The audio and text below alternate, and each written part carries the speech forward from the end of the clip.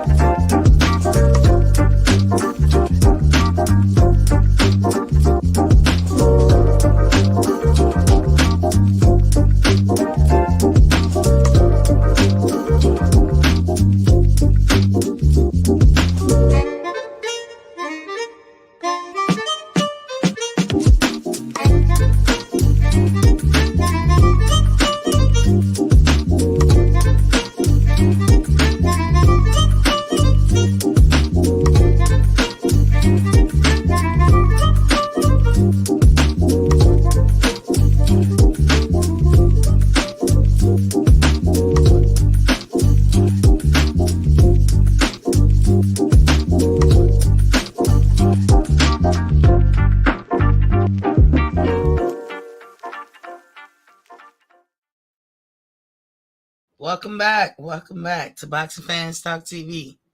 I'm your host, TDT. You can refer to me as Miss T or just plain old TT. Anywho, we're going to talk about, this weekend fight and this weekend coming up fight. But y'all know this is at the top of my hour, how I get down. Water check, water check, water check. Here at Boxing Fans Talk TV, we advocate for the average person to drink 100 ounces of water. We in Halloween season, this Libra season, still drink your water.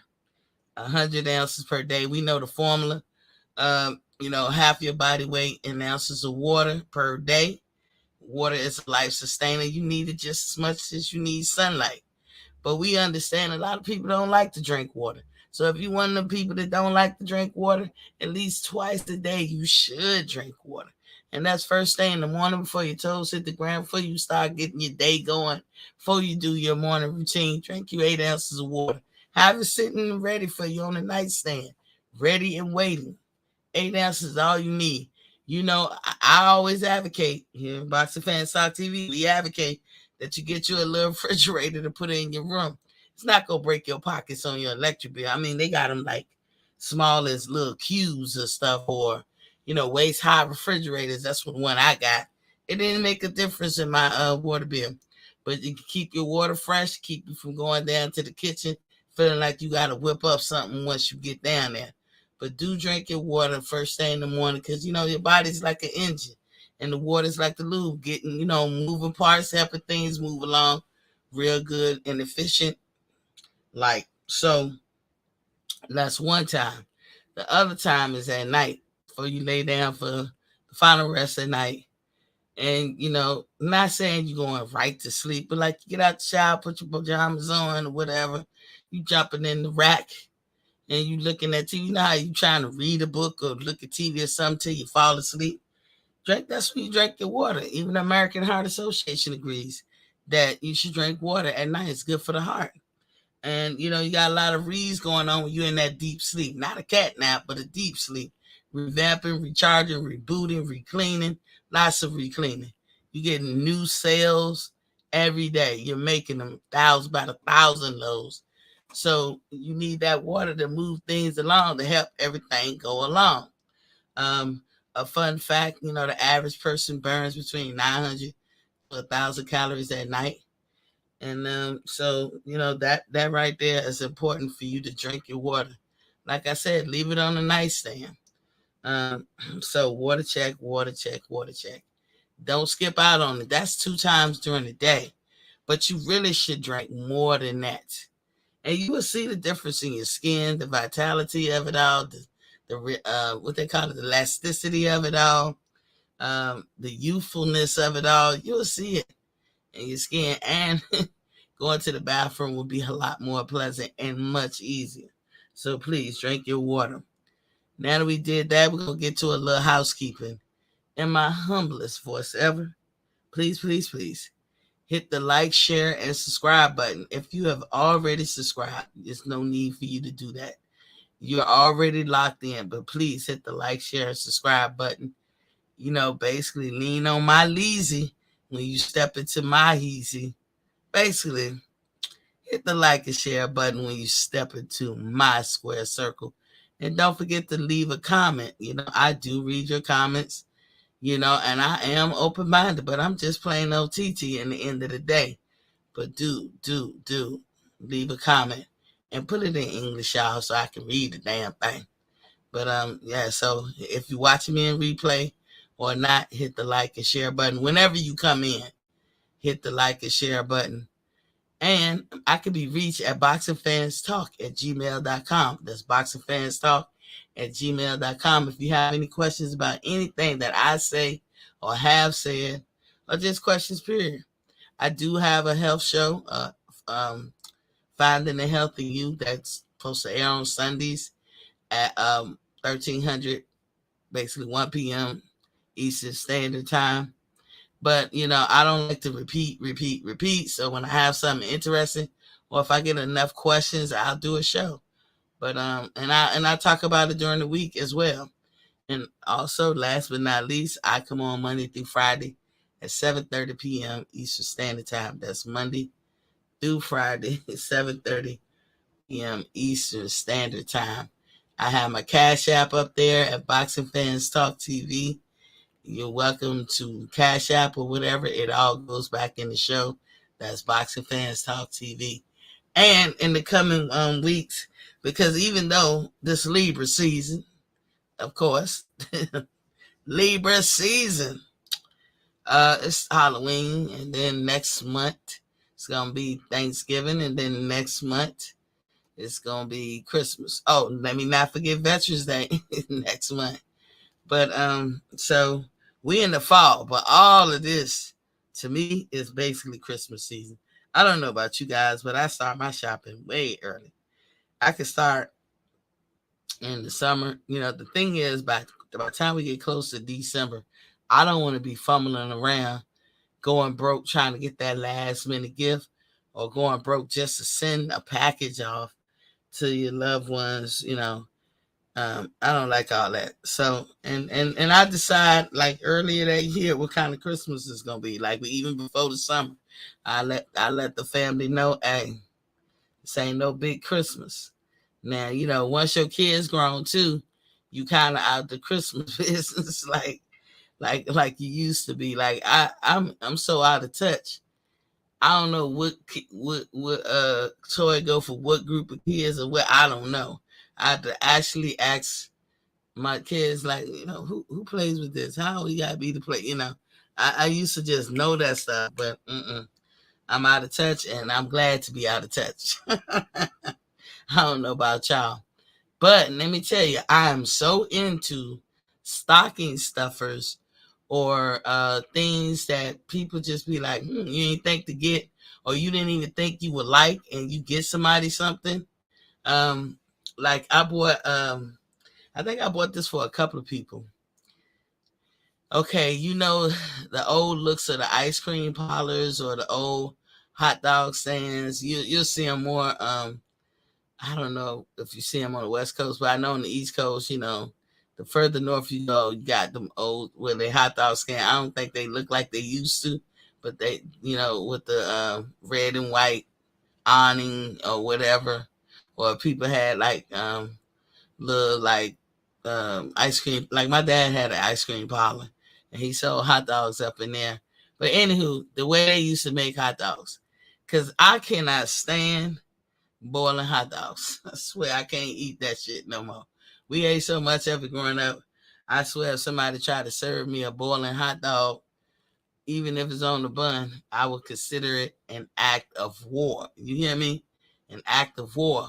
So I bought them the old school way, of cooking them. It's like on that little belt, kind of like how they look in the little convenience stores or the little gas station, the Shell gas stations, how they have the hot dogs just constantly rotating or spinning on which column. They got little devices like that. You can buy them on YouTube. And I bought a couple of people that, and they love it. Because guess what? Kids like hot dogs. So they love it. If I could find the one where you stick it on a stick and it turns around, that's old school. Lord, I'm on the lookout for that one. But things like that. Little gadgets like somebody might get an ice maker. It might be a gift to myself, to moi. But anyways, little stocking stuffers. And I'm gonna probably put up I'm gonna put up some links to where you can go to hit the link and follow it to a reputable place to buy you some little stocking stuffers here and there. I would never, ever, ever put a link on my page that I haven't bought myself or I don't know somebody personally who bought it. I'm not just, I can't do that. I can't endorse nothing that I don't know nothing about or just fugazi. But yeah, you probably see I'm gonna figure out how to do it because sometimes we just get in the court in the rut and you just want to hurry up. Um, especially things like I want to find that link. I had it before I bought one from him, and I'm gonna tell you, it's bras, right? So to all you guys with significant others, I'm telling you, you want to buy this bra, you're gonna score a lot of points, with your lady friend or your wife or whoever, because that's one malfunctioning type wardrobe that we as women get. We don't never find a comfy one. Like women, if they find them a comfortable bra, they'll ride the brakes off that motherfucker. I ain't too long ago, maybe 6 or 7 years ago, threw away my maternity bras. My maternity bras. Y'all hear that? My maternity. So, that ought to tell you, and maternity bras, every woman know, is so comfortable. But that's one of them things we buy, and it's a hit or miss, but it be like a miss most of the time. This particular link that I'm gonna put up on my page about the bras, oh no. Everything that pisses us off about the bra experience, this thing handles. I'm telling you, look, so guys, sneak and get to your lady's bra size and get it as a stocking stuffer. Just little stuff like that. But I'm gonna put the link, like I said, I'm gonna put the links up. I like it for to be simple for me when I go shopping. I like it. I got my little links that I go to or the places I go to, and I keep it simple. I don't do too much running around. I'm not gonna be out there crazy.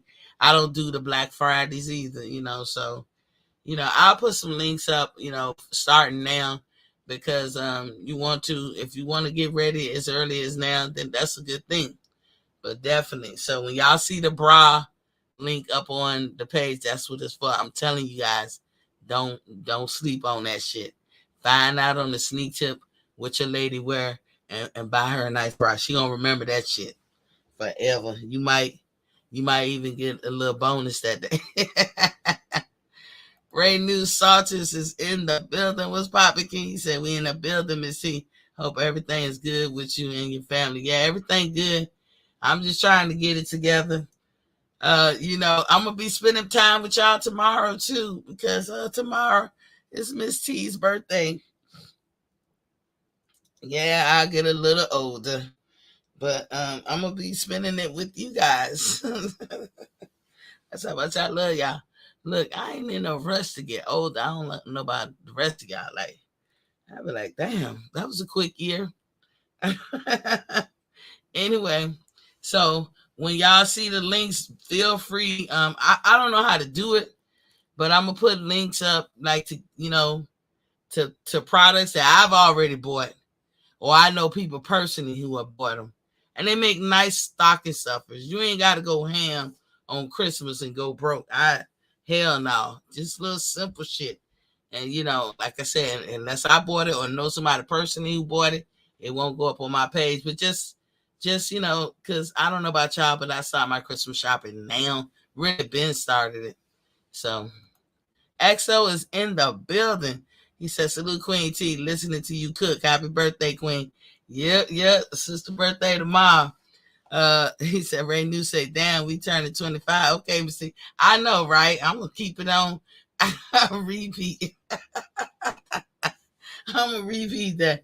I mean, like, damn, it was just last year, for real. It went by quick. I ain't gonna lie. It went by real quick. But every time my daughter turned the age, I'd be like, oh shit. Here come my birthday. Cause it'd be like boom, boom, boom. As soon I'd be chilling all the way up to her birthday. As soon as her birthday, I know mine's gonna be 3 months later. Anywho, let's get into it. So we're gonna review these fights. Did y'all see the fight this weekend? I got a lot to say. But I'm gonna start off with the worst. And that's Jack Reese. I shouldn't even have to be one to talk about this nigga. But I found myself getting pissed all over again. And y'all know how I feel about the Tyson Fury Wilder trilogy. But did you see the bullshit Jack Reese was on? Now, of course, I ain't gonna get into the whole Ocampo fight. I'm gonna say that for later. But Ocampo was still on his feet. He was still woke, and he was still throwing his hands. And Jack Reese was going to cancel it. So when I say that I've seen Jack Reese cancel shit for less, that's what I be talking about. He ready to cancel that fight, or he was ready to throw it in. I mean, it was all everybody else could do. Like, come on, Charlotte. Like, he was serious. But you don't see the need to stop the fight when somebody's knocked unconscious. And Jack Reese, I don't know what he doing. He should just do his damn job and ride off into the sunset, because you can never fix that wrong. So he need to stop trying to fix it. Oh, I'm going to make sure if somebody get knocked out, I'm going to save him for that self. We don't give a fuck, Jack Reese. We don't give a fuck. You fucked up royally. And really, you fucked up on both of their parts, because you put a blemish on both of their records while you was interjecting yourself, like you was doing again this weekend. It was about how you feel. You hear how the commentators admonish them. Like, who cares about how you feel? Why it gotta look like something to you? That dude was on his feet, woke, and still throwing. He might have looked weak a little bit. But Jack Reese, then they had started the fight like one of the best referees. Fuck Jack Reese. He one of the worst. You cannot correct what you did, dog. It's in the history books. It's a done deal. You fucked that up. You fucked up two people's careers, really. I don't give a fuck about Tyson Fury, but I am talking about his career. Because Tyson thought he won, and you put a blemish on his record by making it a draw. Like, how you did this shit. It was how you called it. Some could say the ref too. I mean the judges too. I don't know what the fuck wrong with Jack Reese. Maybe you need to retire. The XO say Ray knew. Yeah, but that I just wanted to point that one out. And also, yeah, hold on. What is going on? I don't know. This is weird. Hold on, y'all. I was some changes to be made. I wasn't aware on this thing. Anyway, I had put the link down, but because we just reviewing the fights, we're gonna talk about what's coming up next. Anka House versus Martinez. Did y'all see that fight? That was a good fight. That was a great fight. It was reminiscent, not all the way, but reminiscent just a tad bit of Ricky Hatton and Mayweather. Because Martinez was very aggressive. We knew he had the power and he was coming forward like a mug. And it just seemed to me like Anka House would have been a better boxer, set up, took his time, knew how to, like punch or whatever. So, but Anka House couldn't pull it off like Mayweather did. He could not settle down good enough to pull it off or quell Martinez's aggression. Martinez had some good aggression, but he also had some ineffective aggression. Like all that jumping in and shit, and he was kept getting check hooked. Because Anka House was check hooking his ass, and Anka House was catching him. But that just tells me Anka House maybe his power won't that effective on Martinez. But it seemed like he caught him a couple of times, but Martinez was determined. Now, apparently, they had a bout before, and this was like a rematch. And so it's like kind of like selling the score. It's like, yo, I really did beat your ass the first time type thing. And Martinez was determined. He didn't give a damn what he got hit with or whatever. And all I'm going to say is he's a good little fighter. That pressure is unbelievable. And he's 31. He's not even the spring chicken. He got into boxing late. But here's the thing. If he don't stop lunging and he get hit with somebody who really do got some power coming in, and it would have been night. I'm trying to think.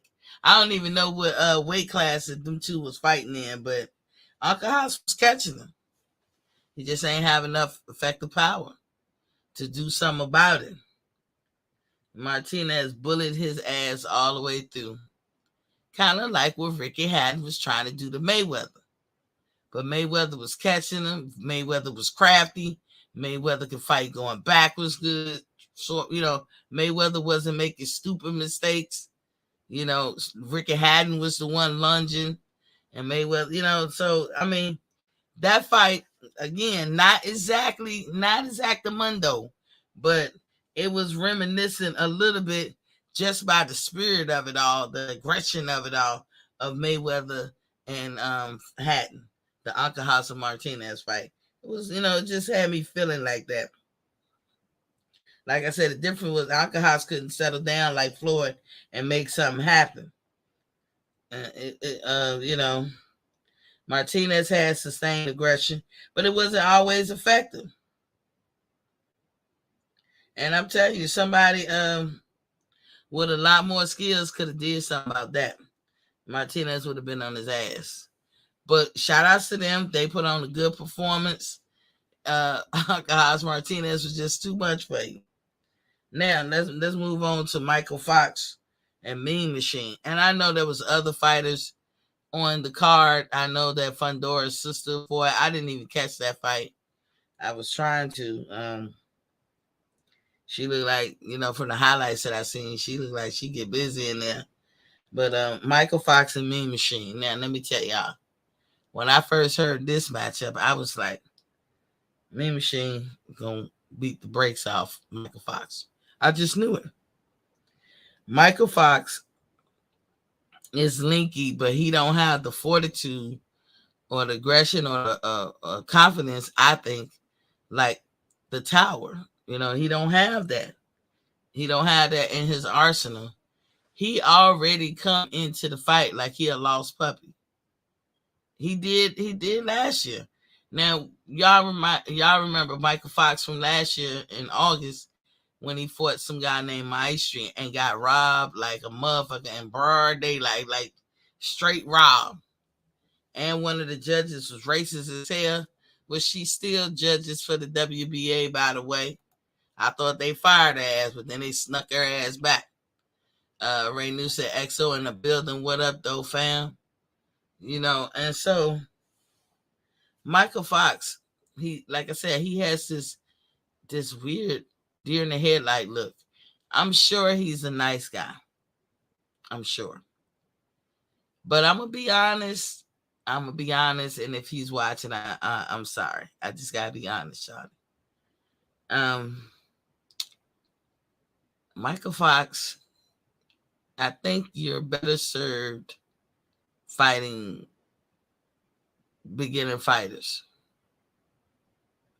Like, even like through your whole career, you can have 50 fights, but you'll be better served fighting people who had their first or second fight. And it's sad to say, but it's like you're not going to make it. I don't think you're going to even make it to really be a gatekeeper. And that's sad to say, because when we say things like that, and if a boxer hear that about themselves, if that's the prevailing wisdom, then what do they do? Do they go and they be like, well, fuck it then, let me cheat or whatever?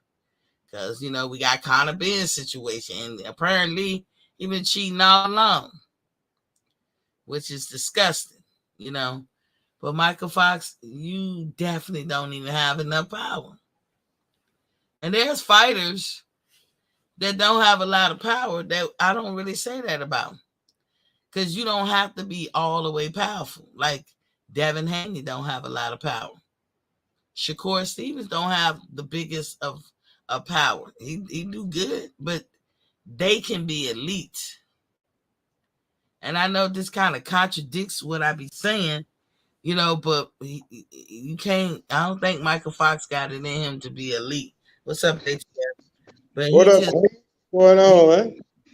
Nothing much. Just reviewing the this weekend fights. Did you see it? Yeah, man. I wasn't impressed. It was like one of his worst performances to me. Who? Michael Fox? No, Fundora. Yeah. You know what? I was saying I'm gonna get to that too, but he did look like he won't putting on the gas. I don't know. He ran out of gas to me. Like you can't beat the top opposition like that. Not like that. I got a good critique on him too. Like I blame everything that he can do well on his youth. Hey, where you at, man? You ain't at work? Looking all sharp. I'm at work. You at work? Yeah. Hey, what you doing? You dressed and pressed to go to work? Well, it's cold out here in goddamn Carolina. It's gonna be like 49. Damn, yeah. Oh, now Kakalaki, North Click. What's up for this weekend though? I'm trying to decide how I'm gonna navigate them waters. You got Wilder, you got Clarissa Shields, and you got Devin Haney. I don't know.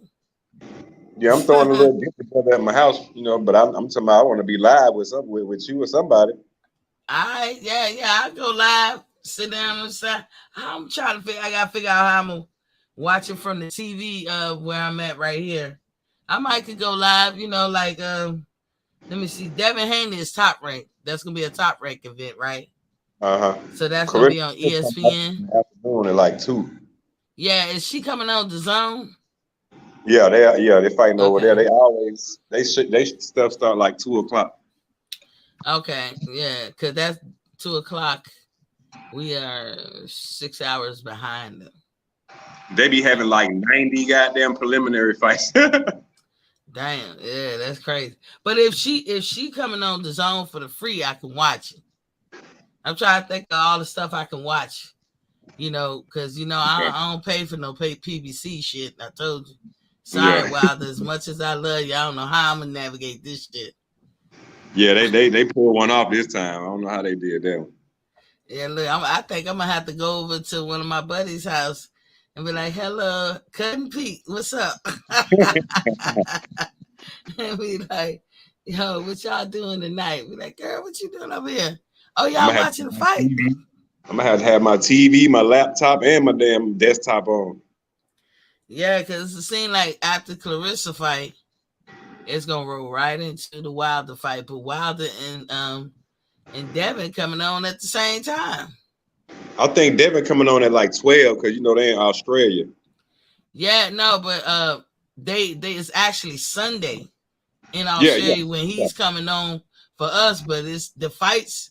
Now I don't know about his undercard, but the fight started at 9. You remember last time it started at 12 because it was on Sunday in Australia, but it was like 12 o'clock a.m. our time. I think the last time we fought. I mean that's average time because like even Deontay fight, it might come on at 12 because you're gonna have your prelims. So, but I'm saying their fights start at 9. It's gonna be their prelims leading up to whatever their undercards are. Okay. Yeah, so I'm not sure which one I'm gonna look at or whatever. I don't know. Like, I really do want to see the Deontay fight, but I'm not paying PBC shiznix. Hey, look, that's gonna be. I'm gonna be at home all day, so whatever you do on live, I might do something on live just earlier, just what I'm saying, just leading up into it. But definitely when Deontay and Clarissa fighting, yeah, I'm gonna be at the crib all day. So, which one is more important, Deontay or Devins? Out of just them two, or the three? Like, well, I mean, Clarissa, we ain't gotta compete because her shit coming on before theirs. Man, come on now, me personally, I'm King Wilder all day. Exactly. So if I gotta book anybody, it's gonna be Devin. I'm sorry, Devin. I love you to death, my nigga.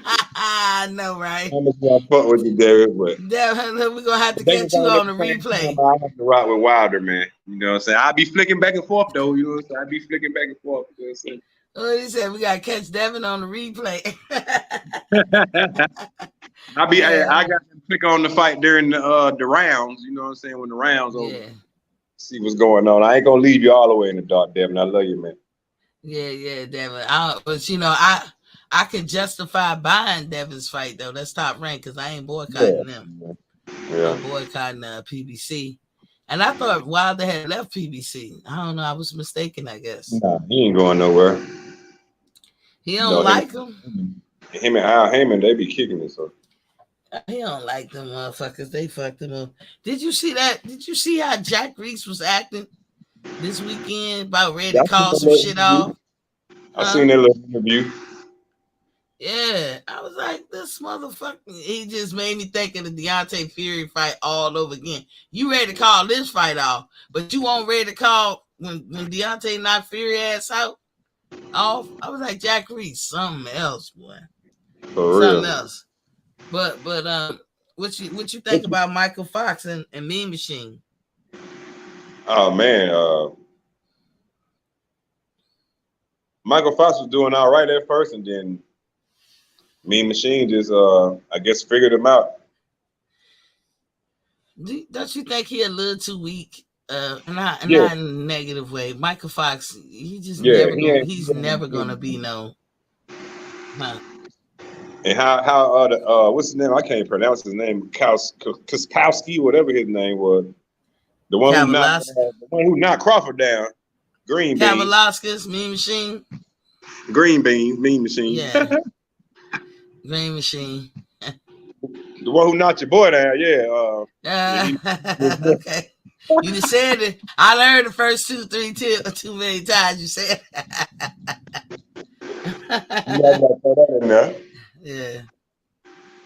Yeah. I knew he was gonna beat his ass as soon as they said the matchup. I said, come on. Now everybody was pulling for Michael Fox last year. He did totally get robbed, and that lady judge was racist and all that bullshit. I remember that. But Michael Fox ain't got what it takes to be even no gatekeeper and no. I mean, he be looking like a lost puppy. What's up, XO? What you got on? Man, T, what's going on, man? What's up, Ray? Dude? What's up, y'all? What up? I don't know it. Chilling like Billy finna get ready to go eat dinner. I just want to hop on at Quiggins. I know I ain't been on in a minute, so I want to say something. I know. Where you been? You been cheating on me. Y'all been cheating on me. Nah, Miss T, man. Nah, it's all love. I said, hey, Ray New. I said, Miss T don't love me. I said, I throw what's the name in the live chat, a comment saying, Miss T, when you get a chance, go subscribe to my new channel. But they got took down. I was like, oh, my bad. I didn't know I ain't supposed to put that up there. No. Listen, y'all. I don't even have those kind of buttons. I am not like of technology. Like today, it's a wonder that I got a YouTube page. I don't take down nobody's stuff. I didn't see it or anything. Yeah. I said, I know, Dave, I know Miss T don't love me no more. Never that. Look, I don't be cheating on y'all. Y'all be cheating on me. No. You know, never that. Yeah. Once you go there, hit my new little page up, I put it in the what you call them? Is it called the XO Factory? Yeah, that's it. Okay. I got some little boxing highlights. Okay. All right, cool. Yeah, you know how to support. Come on, Sean. Hey, I appreciate it. You too, Ray New. You go over there too, Ray New. Nah, that's ATL right there, Sean. Oh, that's ATL. Yeah. What up, man? Oh man, what's up, boy? Yeah, cool. What's going on, Shawty? What's up, Shawty? Man. PGH Big Dog is in the building. What's poppin', King? What's up, PGH? Yeah. We were just talking about some of these fights this weekend. And y'all, listen, I'm gonna make it real simple and easy. That Fandura and Ocampo. Yeah, that whole weekend of fights. We got out of Caleb Plant and Anthony Durrell. Oh, that's a good one. That's a good one because Durrell can hit hard. Yeah, but he is 39 years old. Yeah, he got power. He is 39 years old, and Caleb can outbox his ass and piss him off. I think I'm going with Plant. I think I'm going with Plant though. Yeah. Only because Caleb can frustrate you. Yeah. He'll keep hitting your ass and won't let you hit him. But talk shit, please. Yeah. He better not be trying to make nice like he did with Canelo. Nah, he can be I know that shit. right. He been talking shit. Hey, he just wanted to get paid in that fight, Mitty. Yeah, Caleb Plant going for the money. I ain't mad at him. You know, he just became a father. Yeah. Congratulations, Caleb Plant. Yeah, right. JJ in the building, salute. I'm gonna eat dinner and I'm gonna hop back on with you, Mitty. I'm gonna go eat dinner real quick. I want to hop on. I feel you. Okay. Me too. Hey, XO and ATL, hold on. Y'all gonna be placing links on my page. For y'all to get stocking stuffers, you know, like it's only like stuff that I've bought before or I know people bought. Like I'm gonna actually put a bra link up on there. And when I tell y'all, take it for somebody with the TTs. I'm telling y'all. Y'all better get so I'll talk about it later. But go ahead, man. Eat. What's up, ATL? Birthday girl turned 21. She gonna turn 21. Oh yeah. 21 forever. 23 tomorrow. Yeah. All right. Yeah. How much longer you gonna be on, Miss T? Probably a little bit. Then I'm gonna get off. I ain't gonna be on too long because I'm just reviewing the fights. Okay. You know, but if I'm here, come on back through. Yeah, I ain't gonna be that long. I'll be like 15, 20 minutes. I appreciate you coming through, bro. Already. All right. JJ, what's popping? This your first time here. Salute. Thank you for joining us. So yeah, when I was talking about Michael Fox, if he listens, I like him as a guy. I like him as a boxer and all that, but don't he look like a scared puppy when he walk in? It could be just his looks, but I'm just gonna be critically honest. I don't think that he will ever be not even a gatekeeper in that weight division. I don't think he can. He's tall and he's linky, but I don't know what he can bring. Like, he's not affecting nobody. I knew when they announced that it was going to be him and Mean Machine, I knew that Mean Machine was going to run through him. I knew it. And it was going to be too much. And he do move around the ring a lot. And I'm not going to say nothing wrong about that because I love that when you can do it effectively. But if that's all you do, I'm not seeing you being able to go back. You don't stand your ground. You don't push them forward. You don't do any of that stuff. And you talking about if you in it to be a champion, which I think he is, you know, it was great to see that you beat Maestri, who was being aggressive to you and putting pressure on him, and you just outbox his ass beautiful. But when you step up in competition, you gotta have to have some behind them punches, and you just didn't have it, and I don't think you will. If you don't have it, like with Mean Machine, what could you do to Virgil Ortiz? What could you do to Jerron Ennis? Damn show Boots. I mean, I just said Boots. But damn show Spence or Crawford. What could you do to those guys? Nothing. So you might as well be like, I'm not gonna fight the top guys. I'm gonna be a gatekeeper. But hell, it's people that I didn't mention that probably could run through all that. You know, that's in that division that could probably run through all that. You know, I just don't know. You know, I don't know where he goes from here. I don't know what he has to do. I don't know how old he is. I don't know if he, you know, if he got his man straight. Yeah, I think he's over 25. But I'm just like, you know, they just, you know, you got popularity a little bit. Just now, I don't see where his career could soar any higher. Not from lack of trying.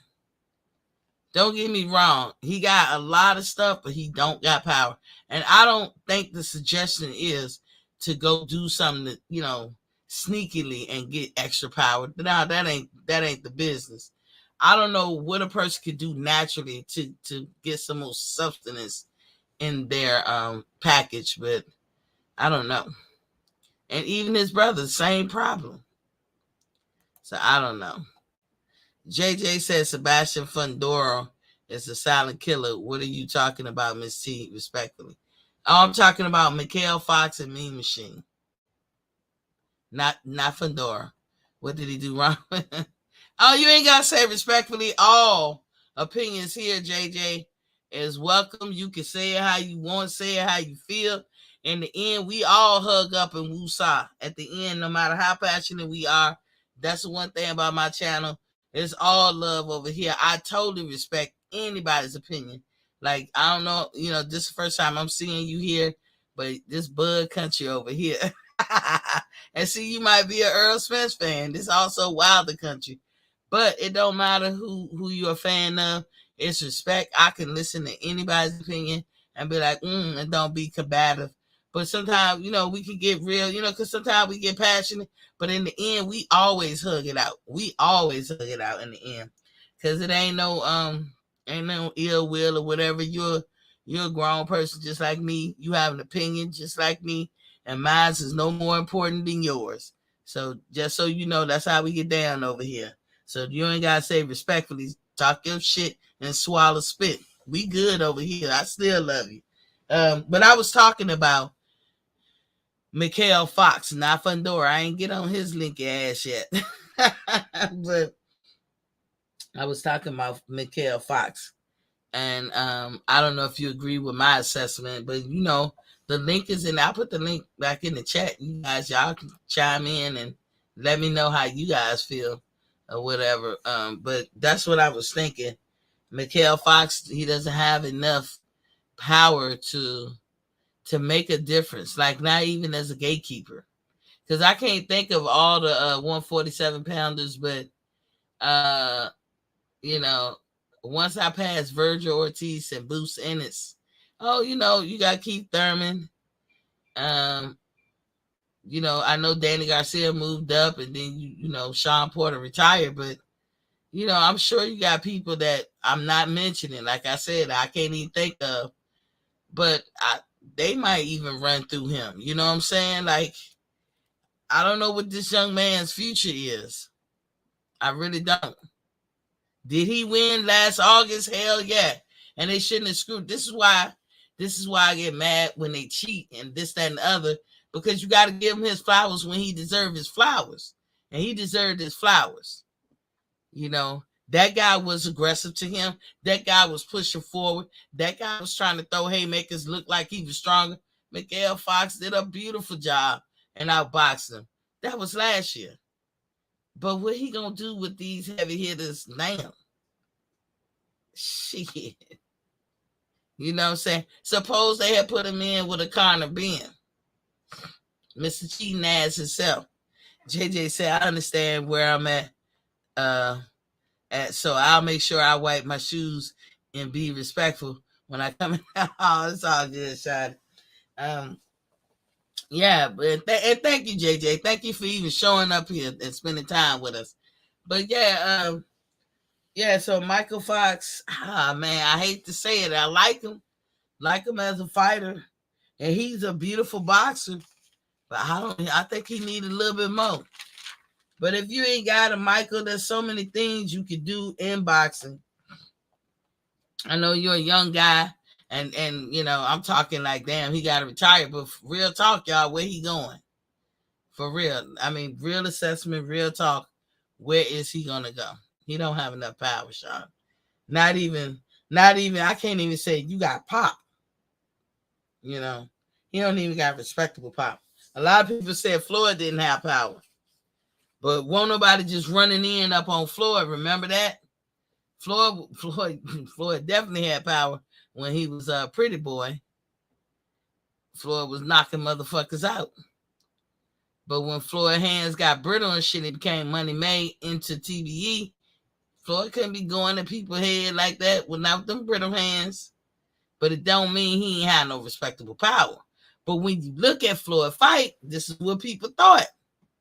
Even people who like Floyd was like, you don't look like he that strong. You always looked at his opponent like, man, he gonna wipe you, Floyd. He gonna be stronger than you. But they never did run up in that shit. Now with Mikhail Fox, that's not an issue. There's no hesitation, no apprehension, and nothing. This is going to be the more he step up in status of fighters, the more he step up in competition. That's how it's going to be, and then what he's going to do. And like I said, I've never once seen him stand his ground. That's important because sometimes you got to do that. I've never seen him back up and effectively be fighting. He moves around ladder. He got that damn back. I've never seen him push forward and walk somebody down. I never really seen him do it. I mean, can he hurt somebody? I'm sure he can. He's a big guy. I mean, he's a tall guy, linky. I'm sure he ain't pity patting, but I don't know what this young man's future is, but I wish him all the best.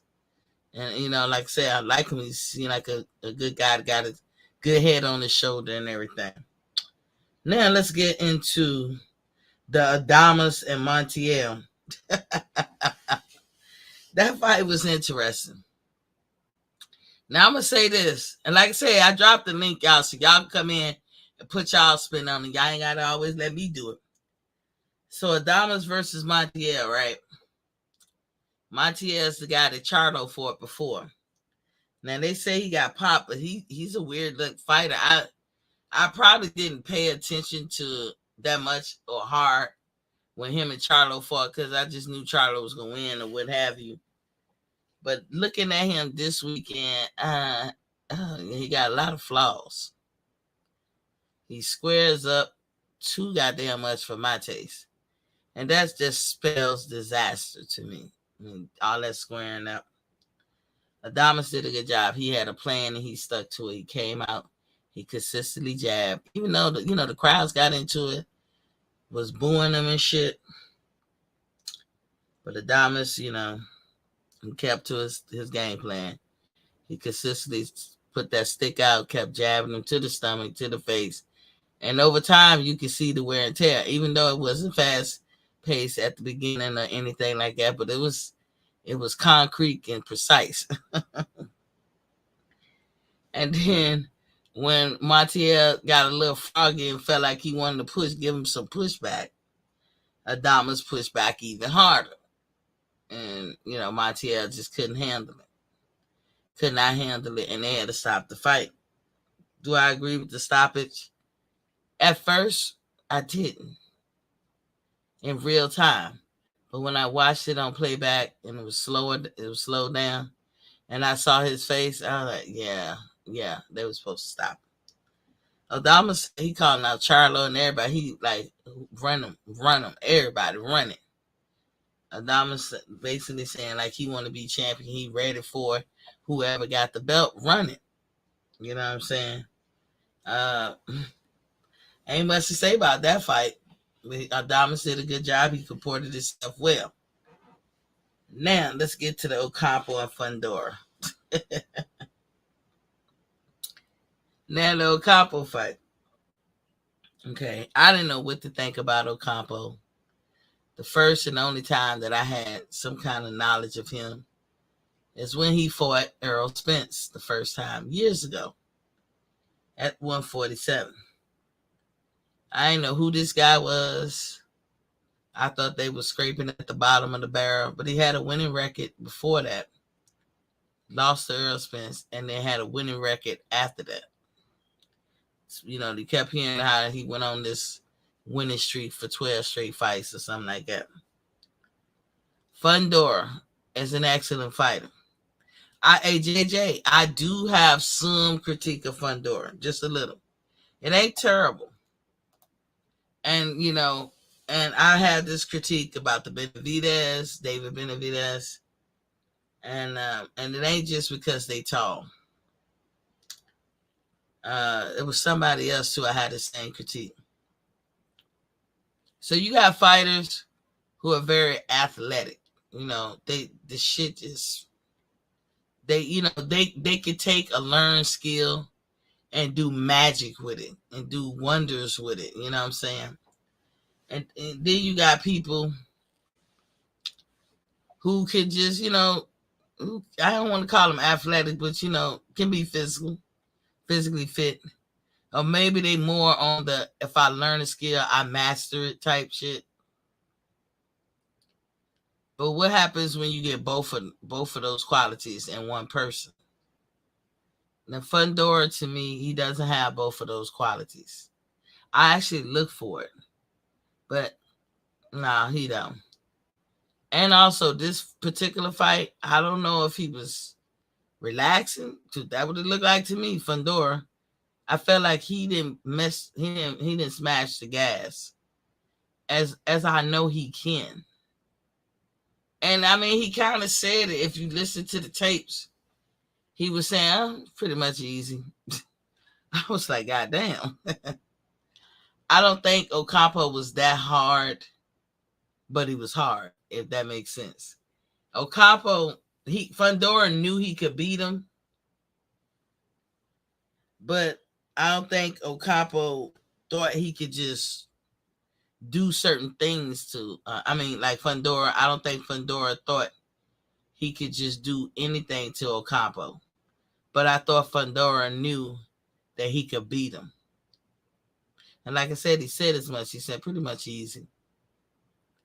I had this thing, like especially if you're a young up-and-coming fighter. If you get in the ring with somebody that ain't supposed to be there with you, then it's your job. It's incumbent upon you to get them the hell out of there ASAP. Don't play around with your food. Don't do none of that. You get them out of there ASAP. So when I think of that rule, did Fundora do that? Did he adhere to that logic? And it's incumbent upon them and their career that they adhere to that. You don't let people hang around that shouldn't hang around. All the old boxing coaches and the old greats would tell you that. You get in the ring with somebody who ain't on your level, who don't supposed to be there, objective number one is to get them out of there ASAP. I think Fundora could have, but he didn't. And I'm not sure why. Okay. I think that in the beginning of the fight with Ocampo, they were doing pretty good. I thought Ocampo had a game plan that might work, that would be good. But Ocampo was winded. He was gassed. And he was gassed pretty much in the middle of the fight. Fundora was never gassed. Ocampo kept trying. And I think it's the good-hearted nature that Fundora has that probably made him not just wax this dude. Because I think he could have. I ain't mad at Fundora.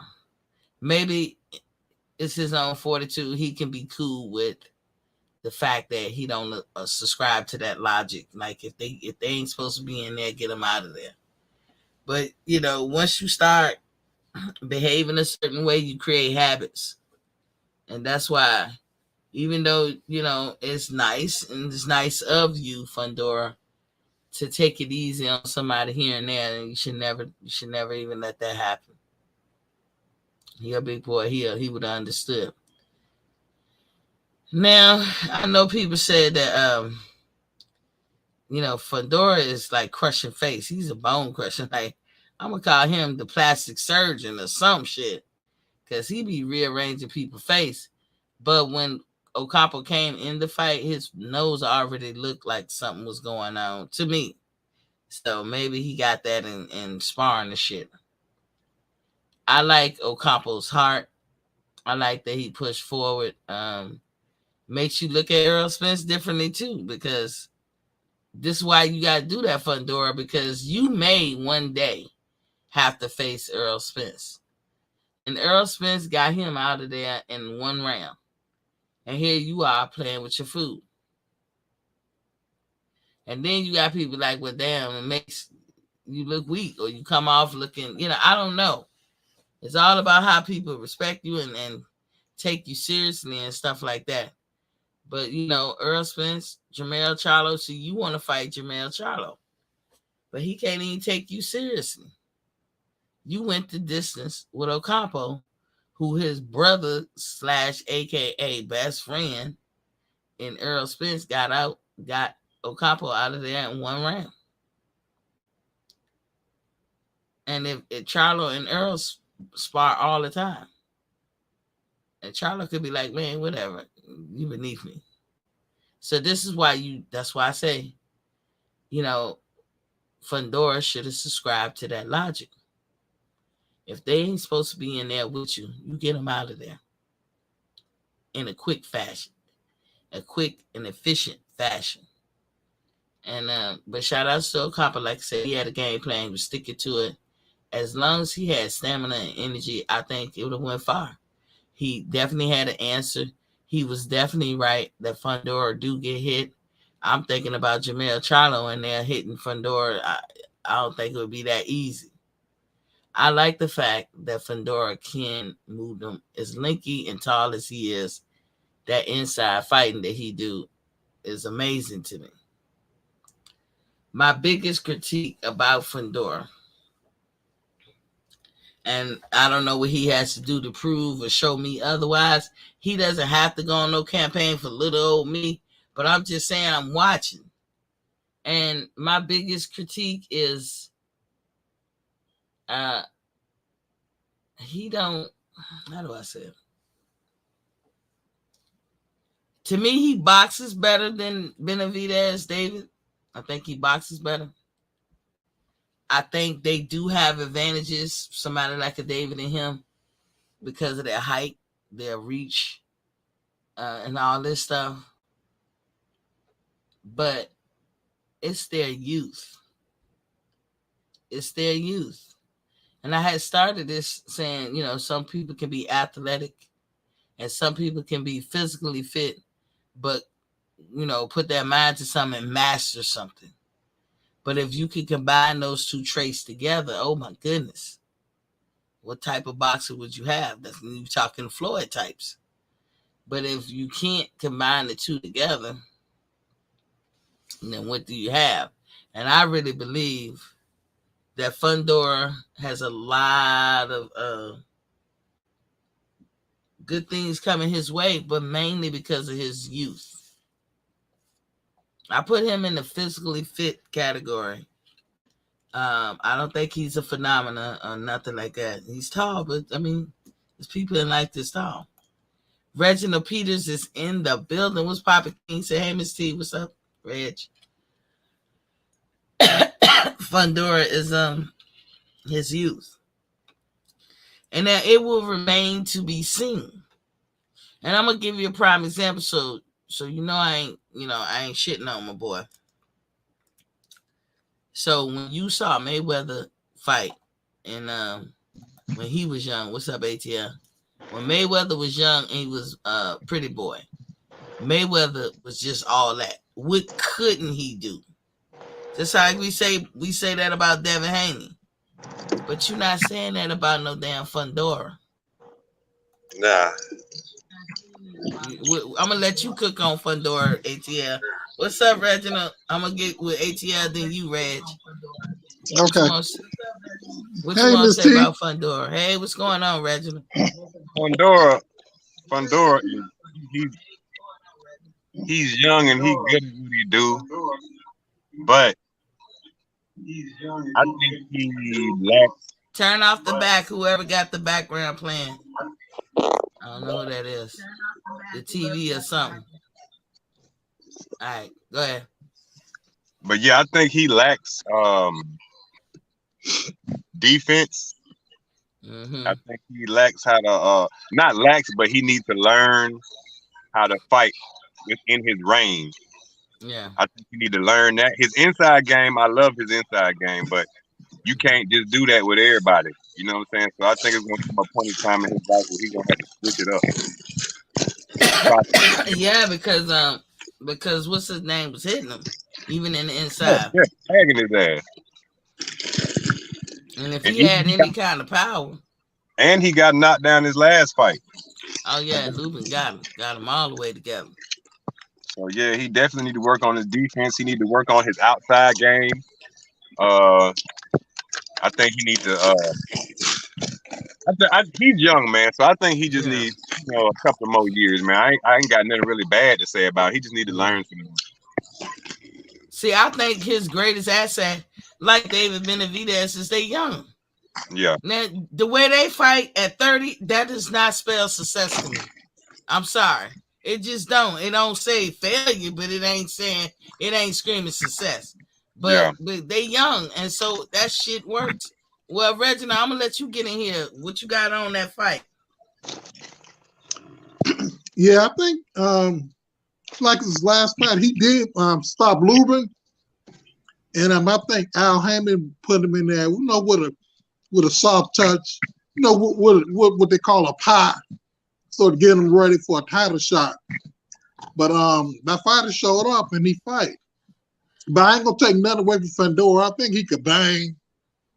And his resume, it ain't all that good. But he did stop Lubin, so you can't discount that. And I still think he's a contender. Yeah, we say Miss T. I said Lubin ain't got a chin though. That's what we learning about Lubin. I like Lubin too. Everything else excellent, no chin. Mm-hmm. Yeah, Lubin was supposed to be the next big cheese, and they tried to rebuild him up, and things didn't work out. So they ain't gonna take nothing with Fundora. He could bang. Where I'm concerned, man, as a prospect, and when they shot at Charlo should stop him, within 9 rounds. But Fundora, yeah, I think he's the goods. He could be chopping if Charlo not there, Earl Spence ain't there. None of the A-list 154. He can come in and sneak in and steal a belt. But he's not elite. But see, I don't even know, because when I look at this fight, I was just saying earlier, if you are a fighter and you got somebody in the ring that you ain't supposed to be in, you have to, for your own sake, for your career's sake, subscribe to the logic that any fighter that ain't supposed to be in there with me, I got to get them out there ASAP.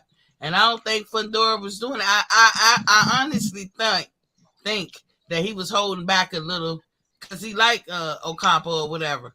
But Ocampo was spent. He had no more gas in the middle round. Now, ATL, I'm sure you can attest to this, and Peters, because both of y'all Spence fans, right?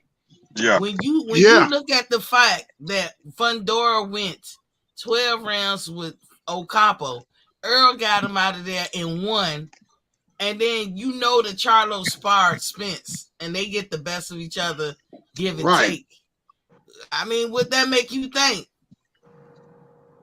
Shit, Yeah. I already know that he ain't fucking with no Charlo or no shit right now. Nah, he ain't on that level. I think a good fight for him right now would be goddamn Danny Garcia.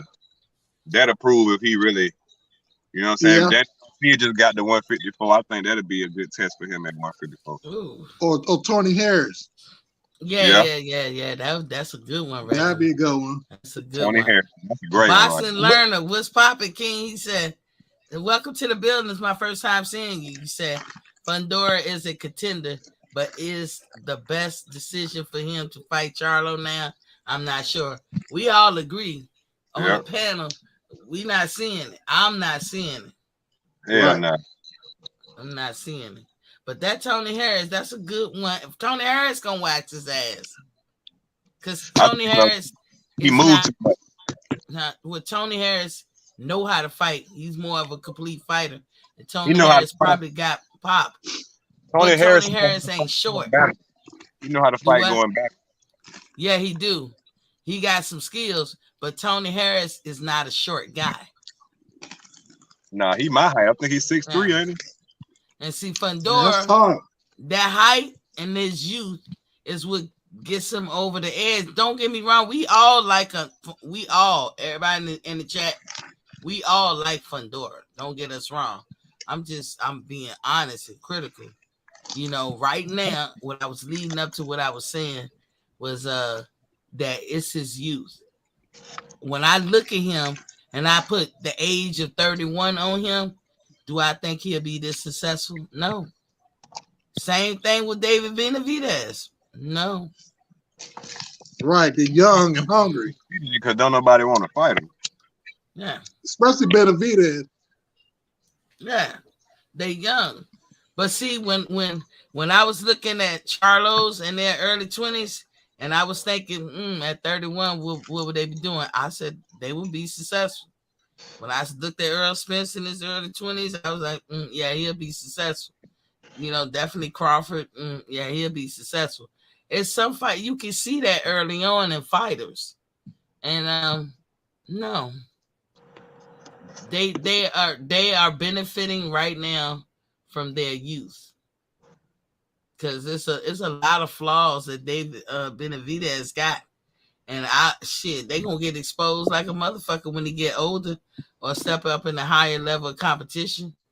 Yeah, that's why I said he's young, so I think if he learns some of them things I just said, I think in a couple of years, he can pull. He can be a champion.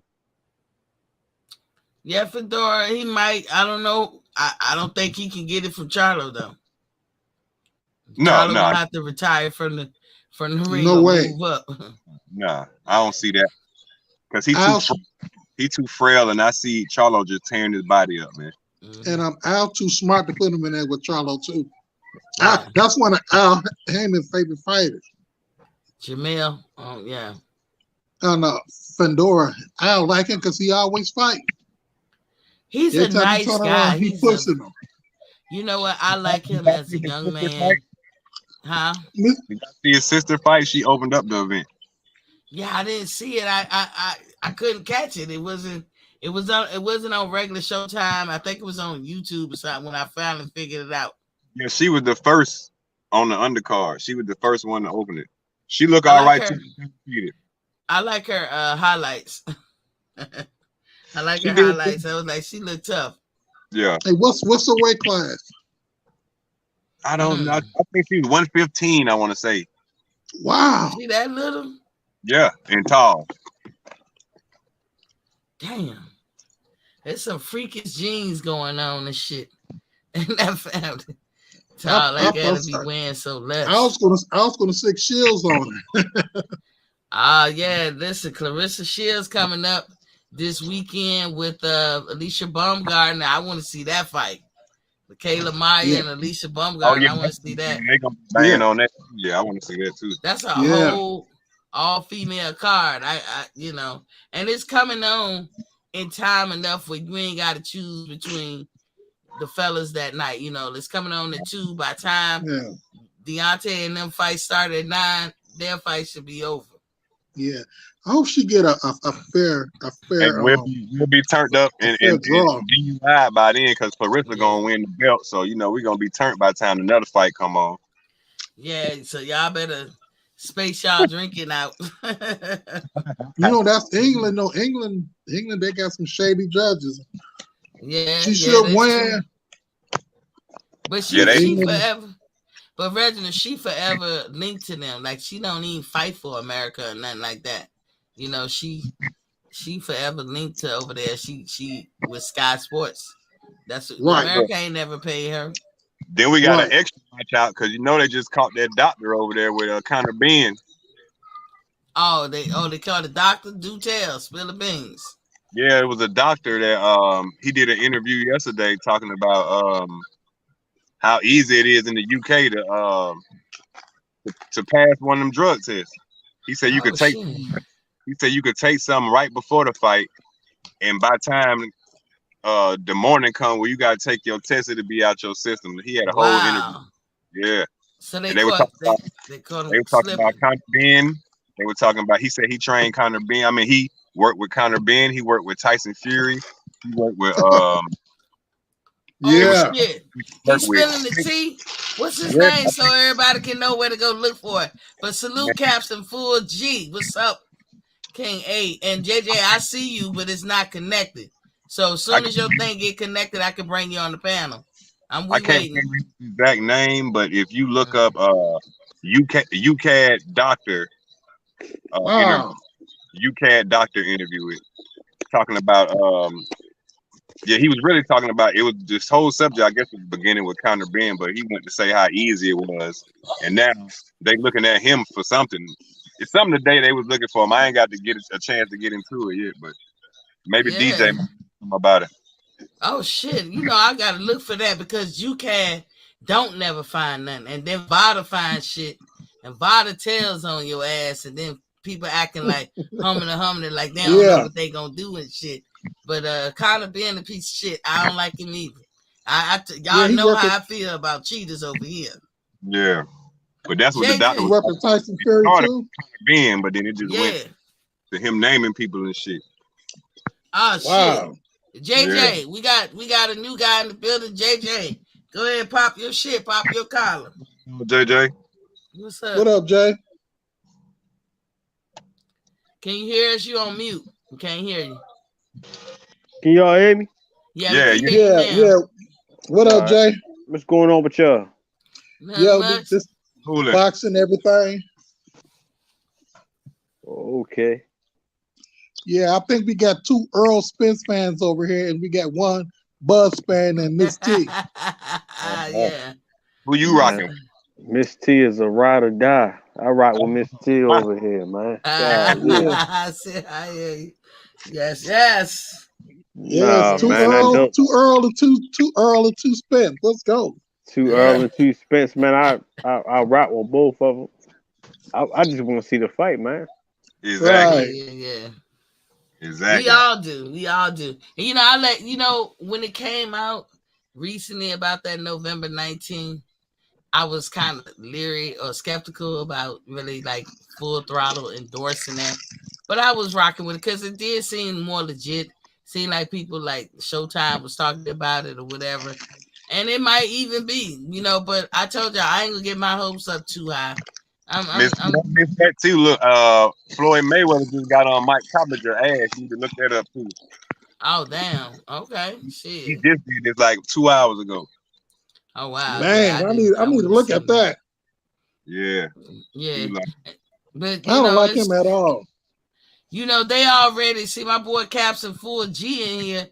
Will me and him be on that the thing about the drug testing and stuff. We be on that heavy.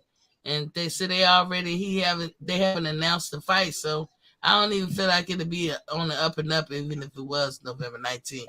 But excuse my manners, JJ, you got the floor. You go ahead and pop your shit. What you want to tell us? Only thing I wanted to ask, like, would you be mad this year? And it was something you said earlier. It's probably gonna come back to me, but like, no. Would you be mad if the fight didn't happen this year, and maybe it happened next year? Would y'all be mad about that? I wouldn't. I'll be upset that it didn't happen, but I wouldn't be mad. I've already made my peace. Yeah. I really don't know. I can't understand it. We went through the transparency thing. People was like, oh, like Bud wanted to look at all of our books. I think Bud if it was about transparency, I think asking him to look at that particular contract when it concerns them too is not a lot to ask for. I think people do that anyway. I don't know anybody who get a job and who don't know how much they're gonna get paid and where the money coming from. I don't know anybody in America that don't do that. So if you want to find out stuff like that, and I didn't think that was wrong. I think I can't point to Bud and Earl Spencer's being quiet, but a lot of his supporters, they drummed up all this bullshit. Do you think that it may be a short time span that people thinking that something that takes a little longer may happen, that we just wanted it to happen like faster, or because it's like this, like he literally just got out of contract months ago, and then we're asking for like a fight like directly like right now, and it's not even just him. It ain't even just him. Like even with the and I don't even bring it up, but like the Haney and Tank situation, like it's just almost like as soon as he came off of a big fight, you automatically trying to get him into like, because we just want to see him fight the best, like, but like at the same time, it's like, do you like is it realistic for people to be expecting these fights to happen so fast? Yeah, it's boxing. What y'all fellas think? I mean, what y'all think about his question? Is it realistically to think he could come right back that quick? I think so. It's boxing. And look what happened with Stanionis. Yeah, Bud been out for a year now. Yeah. Yeah, Bud fight he been off almost a year now. I think he's talking about Spence just getting out the contract with Ugas and out. Like, are you talking about Bud that just one? got out of a contract with Bow. Yeah, but that's been over a year. Yeah, that's been over a year. That's his last and fight. How been many over times? A year. How many times have you fought since then? None. Never. None. See, that's what I'm saying. Like these times, like these time frames, we're looking for instant, but like, and realistically, how many times do these people actually fight that we ask them to fight? I think Bud would have had a fight if the Spence thing wasn't brewing, because I think a lot of people feel like after Porter fight, Spence and Bud should have been next on the docket. Exactly. And it wasn't. So if Spence went the Ugas route, but I mean, he was going to gain something and getting that belt, even though I say you should have went to Bud first, but he gained something. It wasn't, I can't say it was a fruitless battle, but in the end of the day, Bud had one belt, Ugas had one belt. It didn't matter. We've been waiting for the Bud fight, so the priority between those two guys should have been Bud. Didn't work that way. Spence got the other belt, but now we don't want to see Spence or Bud entangled with anybody. Hey, can I ask you this question? Can I ask you this question, Miss T? What's up? If they would have fought and didn't fight none of the people they fought before them, and they just would have fought each other when they said they was going to fight each other, do you think that they would be like in a better position then? Yeah, I mean, I don't believe in this for years and years and years marinate. I say you can let something simmer a little bit, but marinate this goddamn long, nah. No, I agree with you. I absolutely agree with you on that. A year and a half. We've been waiting 5 years. But like, why? Because they know that that's going to be a good rivalry. Like, the goods when you see it. And you guys can chime in and correct me if I'm wrong. But like, you look at a fighter, and that, like I said, when I'm looking at Fundora, he's a great fighter right now. He's great. Excellent. Got that inside game for to be so tall and lanky. It's beautiful. But you know what? I don't see a 31, 32, 33-year-old Fundora being a great fighter. I see somebody getting to his ass. Maybe he don't have to be. But I didn't see that with Earl. Huh? I said maybe he don't have to be. Like, maybe he's good enough for his time. But at the same time, it's like he's going to be good for his time.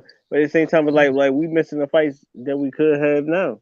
I mean, he's good for now. If he fights Charlo, because he's young enough, is that slight possibility. Who do you got in that fight? I got Charlo all day. How? Because Charlo's still young, and Charlo is a force to be reckoned with. All right, but he's younger. It don't matter. But Charlo got power, and they both got power. Nah, I don't think they both got a chin. I don't think Fundora's power is better than Charlo. What do you think about the fight that just happened this week that came up? I think it was a good fight. I think he held back. And see, that's something Charlo would have never done. I think Fundora did. I thought that he beat. Back. Did they fight against the same? Did they fight against the same person? No, that was Earl. That was Earl. Okay. Oh, okay. And then think about look what Earl did to him. Y'all gotta think they was touting this guy's experience and accomplishments in the last couple of years. This guy has been on the 12-fight winning streak. Ocampo was a winner before he fought Earl. Earl, the only one that gave him his loss. Earl did it in one round. Yeah. Now Earl spars with Charlo, and they get the best of each other back and forth. Okay, so who gave him the second one? Who gave him the second loss is Fundora. Yeah, exactly. So he's not that bad. I ain't saying he bad. He went 12 rounds. Why did he go 12 rounds? Yeah. So I mean, but he's younger. He way younger. He like he's different. It's a different beast. But dude, when you become a boxer, wouldn't you agree? If you're not ready for everything that comes with being a boxer, then you shouldn't be in there. Hey, Lubin ain't making it 12. Man, I never seen Lubin get beat like that in my life. Shit, Charlo. Which one of the Charlos beat Lubin that time? They beat him, but they didn't make him look like the elephant man. Yeah, right. That's why I said Fundora right now. You can call him plastic surgeon. He because he made Lubin look crazy, and I love Lubin. I love Lubin. Fundora definitely got some shit with him right now. Like David Benavidez. I can't think of a soul today that can beat David Benavidez. Can't, but I know it's possible. He's not the best boxer. Who do you see beating David Benavidez right now? I don't see nobody. That's what I'm saying. Like, hold on. You say you see somebody beating him. Who do you see beating him? No, we all said I don't. I said I don't see nobody beating him. I don't want to sound racist, but I cannot find a black fighter to beat him. We ain't even gotta look for black ones. I don't even care who. I'm just trying to find out who. They ain't gotta be black. Maybe Canelo might have a chance because Canelo's more crafty Canelo get the red hair. He get his red hair. I mean, he's back more black. experienced though. He's more experienced. Jamal might have a chance. He might have a chance, but I'm just saying David Benavidez right now. But David Benavidez at 33, 32, he gonna get fucked up. By who? Somebody. He's not that great of a boxer. And that shit is it's honestly, the same thing that they say about Wilder. I agree with you, but I just want to know who you would think because I know some good fighters out there they could give David Benavidez a good challenge. Nothing right now because David like 25, ain't he? If he move up to 175, then he probably get that work. Mm-hmm. But who? Like who's the beast at 175? Berteria. Bivol will give him a good fight. And then what's that other dude from Russia, Ukraine? No, he from England, the black guy. Shit. Y'all know who he is. Yardy. Yardy might even give him some work. Oh, you talking about Tony Yard or something? I'm skeptical with Yardy. I got to see him do something better from his last fight. Right. Yeah. I got to see him do something better. But he's still a threat though.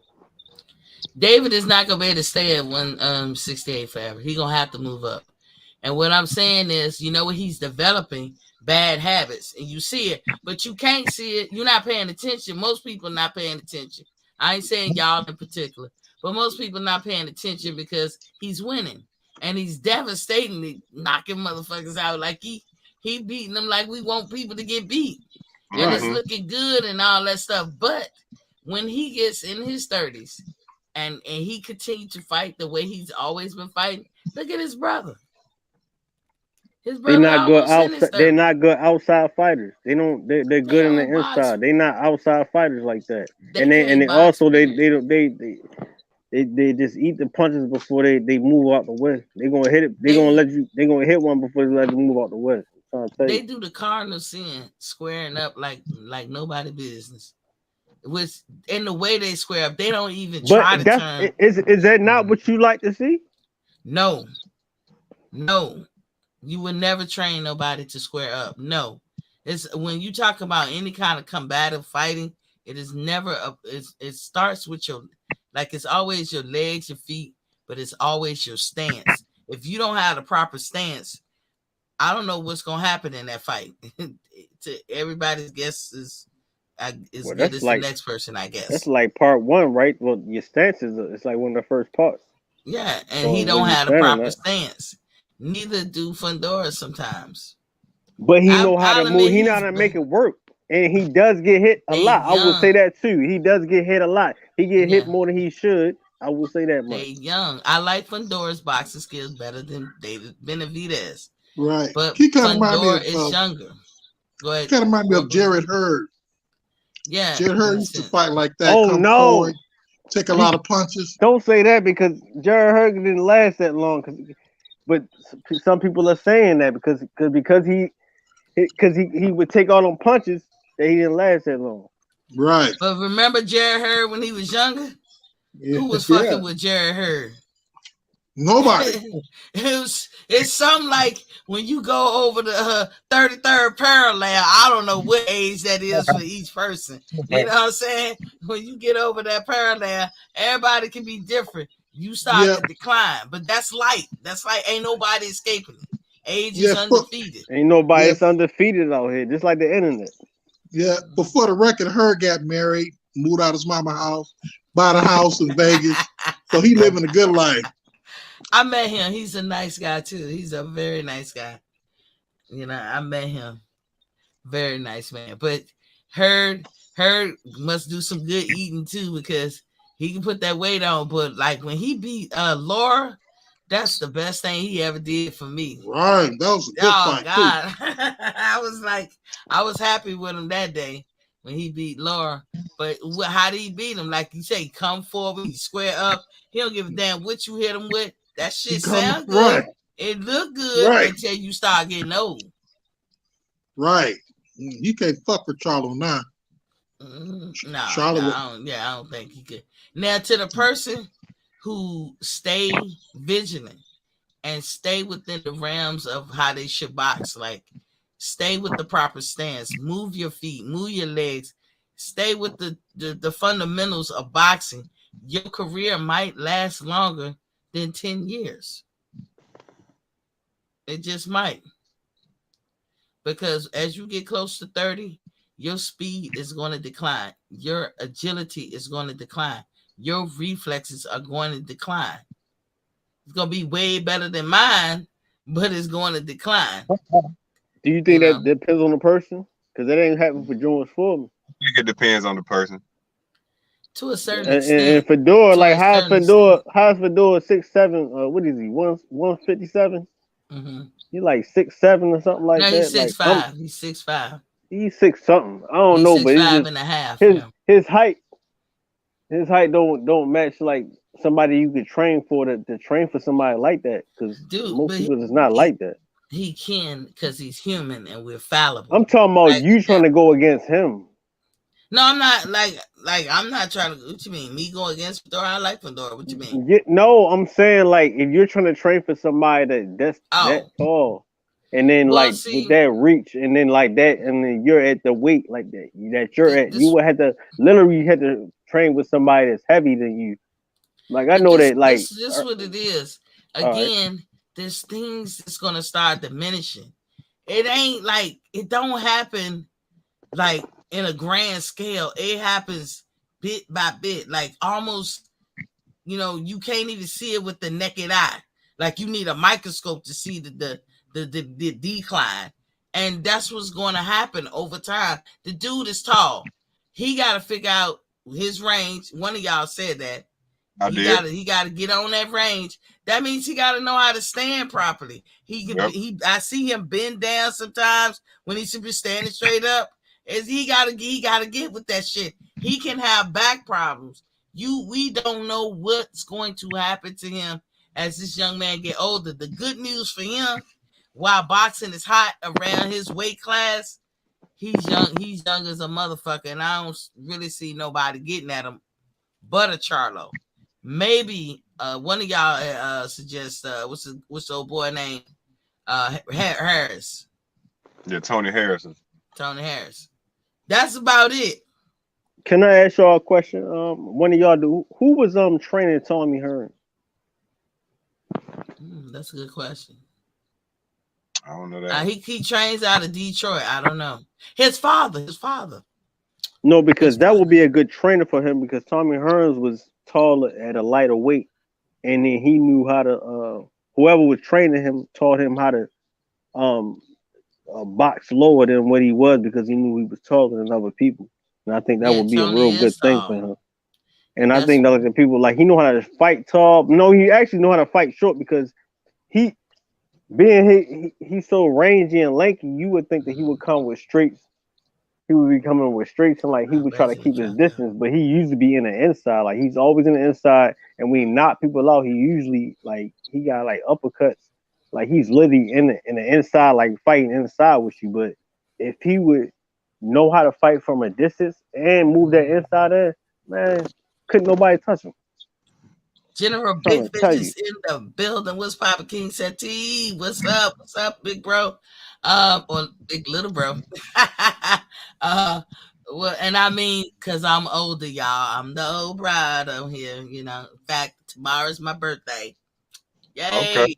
And I'll be 25. Let me stop. Happy belated to you. Thank you. But you made some good analogy about Tony Harris. That was his father. I believe it was his father, and his father just passed not that long ago.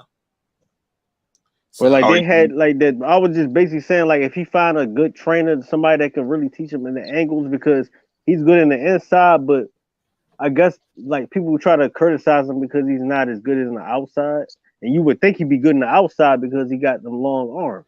Well, they saying that's the ideal way he should fight. Whenever you tall and got range and shit, you should take advantage of that. You make the fight easier just by having those attributes. Now, when you go ahead and bend down and you stoop down to, do all that stuff, you have now made the fight harder per se. But it's not that Fundora can't pick this shit up. Will he? He's what? How old is Fundora? 23, 24? Yeah, and we gotta also ask ourselves this: he may already know the game because his sister did good, but he might already know this, but he may because it's another fighter that we all know and love, but he only plays up into the level of the other fighters, so he may know how to play on the outside, but he just never did it because he never had to. But we can't get him. Yeah. We can't. How they said, Big Fish, we can't let y'all go to the Pro Bowl with that. In boxing, you can't, because you don't know. Only thing you shouldn't do is don't bet on it. Don't bet on that. That's what I'm saying. You can't bet on it. Yeah, but what I'm saying is, unless he show us, I'm not gonna say what he could do. That's what I'm saying. You can't bet on it. But I can't give it to him neither. But what I'm gonna say is, he know better. It's already things he doing that's kind of contradictory, and it's because he's a nice guy. He's a young man. I judge him by the age he is and in the career that he chose. If I was talking about somebody who was 40 or 35 or 30 anything or late 20s, and I was like, oh, this person didn't match the gas and he could have. Oh my God, I would be really being on Fundora. But he's 23 or 24. He's a young man. I can't do that to that young man because I know what it is. It's his heart. He's a well-adjusted, nice-mannered young man. What I'm saying is when somebody better teach him. When you get somebody in the ring with you who don't belong, you get them the fuck out. That is decent wisdom. And if he don't want to follow it, he gonna pay for that shit. He gonna pay for it. Trust me. And that's all I was saying. Those are some of the little flaws and kinks that Fundora got to work through. He's young. He got time. But unless he show it, I'm not giving him no flowers. I don't give no boxers no flowers unless they show that they can do it. They good. The only flower I give is he's a good fighter. Don't get me wrong. But don't you think he held back on Ocampo? JJ, don't you think he held back on Ocampo? I don't think he held back. I think he did exactly what you said, and maybe it's his training. And the one question I wanted to ask you was, if not, maybe he needs new training. Like certain people get like they may stay with, because I think he was like some of his family. Yeah, because he actually his sister fought over the weekend and they trained together. But sometimes you need new training. So I was going to ask you, like, if you was to say, what training do you think would push him to the next level? That's a good question. The best trainers I've ever seen was Mayweather Senior. ATL dropped out and Reginald. But I would say this. That's possible. You could always do with a fresh start somewhere else. But he has a good thing going with his father. Fundora is a young man growing just like young people do. You know what I'm saying? I got kids close to his age. And guess what? I be saying, I don't know about you, I don't know how old you are, but I be saying to myself, boy, dude, that's some dumb shit right there. I be tripping, but you gotta let them be them. He's a mild-mannered guy because he's had a great life. And that's a shout out to his family and his There's nothing wrong with that. We want that all for our kids. There's nothing wrong with it. But here's the thing. You chose boxing. So therefore, eventually, you're going to acclimate to that notion, that rough and rugged way of thinking, where you gotta be a beast in that motherfucker. You gotta not care about nobody. Man, their glasses as thick as how fight they. Their glasses as thick as how fight they be hard. I mean, hard they be fighting. They be fighting hard as hell, and you would never think that they was like that, and they will beat your ass. But look, somebody piece his ass up. I bet you find that shit in him. I bet he played with his food. I bet he played with his food one day and he get his ass whooped. I bet you he changed his mind. Man, but you know what's crazy is it didn't happen yet. That's the crazy thing. It can happen. It didn't happen yet. Like, cause he just looked like the nicest guy, but he been beating everybody. That's why I say we'll see. That's all. Like Devin Haney. I love Devin Haney to death. And the way I sound, though, sometimes it sounds like I be on his ass. But have y'all ever seen Devin Haney even face adversity? I can't tell you what he'll do when he had that. But let my boy Caps and G4 get up in here. What's up, Papa? What's Papa King? What's going on? Happy birthday in a minute. Oh yeah. Happy birthday for you tomorrow if I don't catch up with you tomorrow. You know what I'm saying? Yeah, cool. It's Libra season, y'all. It's Libra season. Yes. Let me ask you something. Did you see Fondora's sister fight? I did. I didn't see that. I think JJ what you think of Bernard? Yeah. I didn't see the fight, but I just was getting highlights.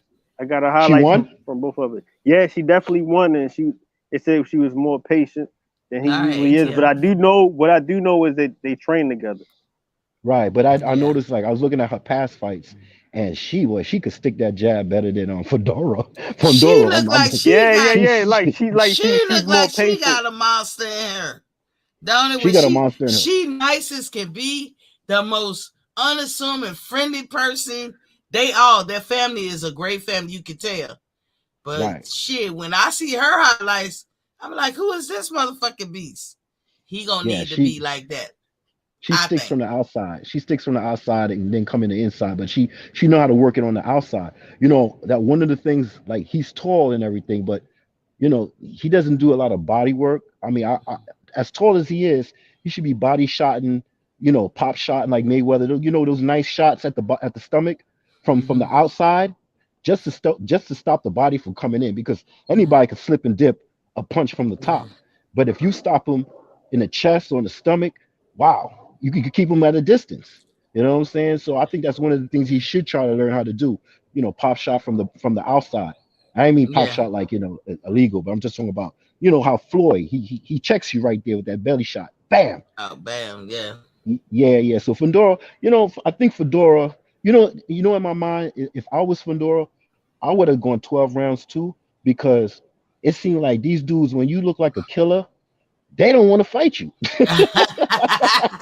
So I would have been playing reverse psychology. I would have played reverse because Spence knocked him. Spence got him out in the first round with Ocampo, right? He got him with a shot to the kidney or the liver. So I would have been like, yo, these cats, man. If I look vulnerable, I look like I'm easy pickings. When it's time for you to come up and step up to 154, Spence. If you feel like, because right now I'm gonna tell you the truth. Like I made a video about Fedor. I said if Lubin could pop, knock you down like that. Now, what about Spence, a pressure fighter? So I still think Spence could be Fundora. I'm just going to be honest with you, even though I'm not a big Spence fan. But his style, he's a pressure fighter. If Fundora doesn't check him from the outside and pivot and get out the angle, and I keep saying, Fundora, you got to use your legs because your arms give you enough time to switch up the legs to the next angle. You got so much time. You got an 8-inch wingspan, and it's a high plane drift to do. And he was backhanded. He was backhanded. They won't call him. I ain't picking on him, yo, but I call everything, y'all. He was backhand. He was flicking his hand, his wrist. It won't too bad. And I ain't gonna say he was trying to be bad, but right. that what that told me? That said he kind of uncomfortable standing straight up. Like, as tall as he is, like when he's throwing his punches. He got to punch down. I don't mean to cut you off, but what would you do if you was in his position? I wouldn't backhand because you're not supposed to backhand. I feel you, JJ. No. I feel you, but I wouldn't backhand. You're not. What would you have do? To learn. What would you do? Like if you was in his position, like what type of position would you say? I mean, then you turn your fist over. You have to learn these skills. You have but I'm saying like I was hearing what he was saying about as far as like certain things on the inside, but like I don't know if he's seen some of Fendor's other fights, but his knockouts been coming from brutal uppercuts from the inside. Like he's an inside fighter. He fights beautiful. He's an inside fighter. But what you also say, I was gonna say what he said earlier on was his sister is a better outside fighter because they're both wiry and tall, but and they lanky for their divisions, but she knows how to fight better from the outside. What I would say was like they both train together, but she's better on the outside, and if he could get an outside game just as good as his inside, and that's what I was also talking about Tommy Hearns earlier, because Tommy Hearns, he knew how to use his length, even though he knew he was shorter than other. I mean, he was taller than everybody. He knew how to use that length to to get in the outside and also be a killer in the inside. And the thing about him, he's good in the inside, but he got to get a better outside game. And I think that's what you were saying. But see, the thing about what you was talking about just now with that fighter, Hearns, Hearns, he puts that jab out, but he know how to use that back foot. Fundora don't. So he don't.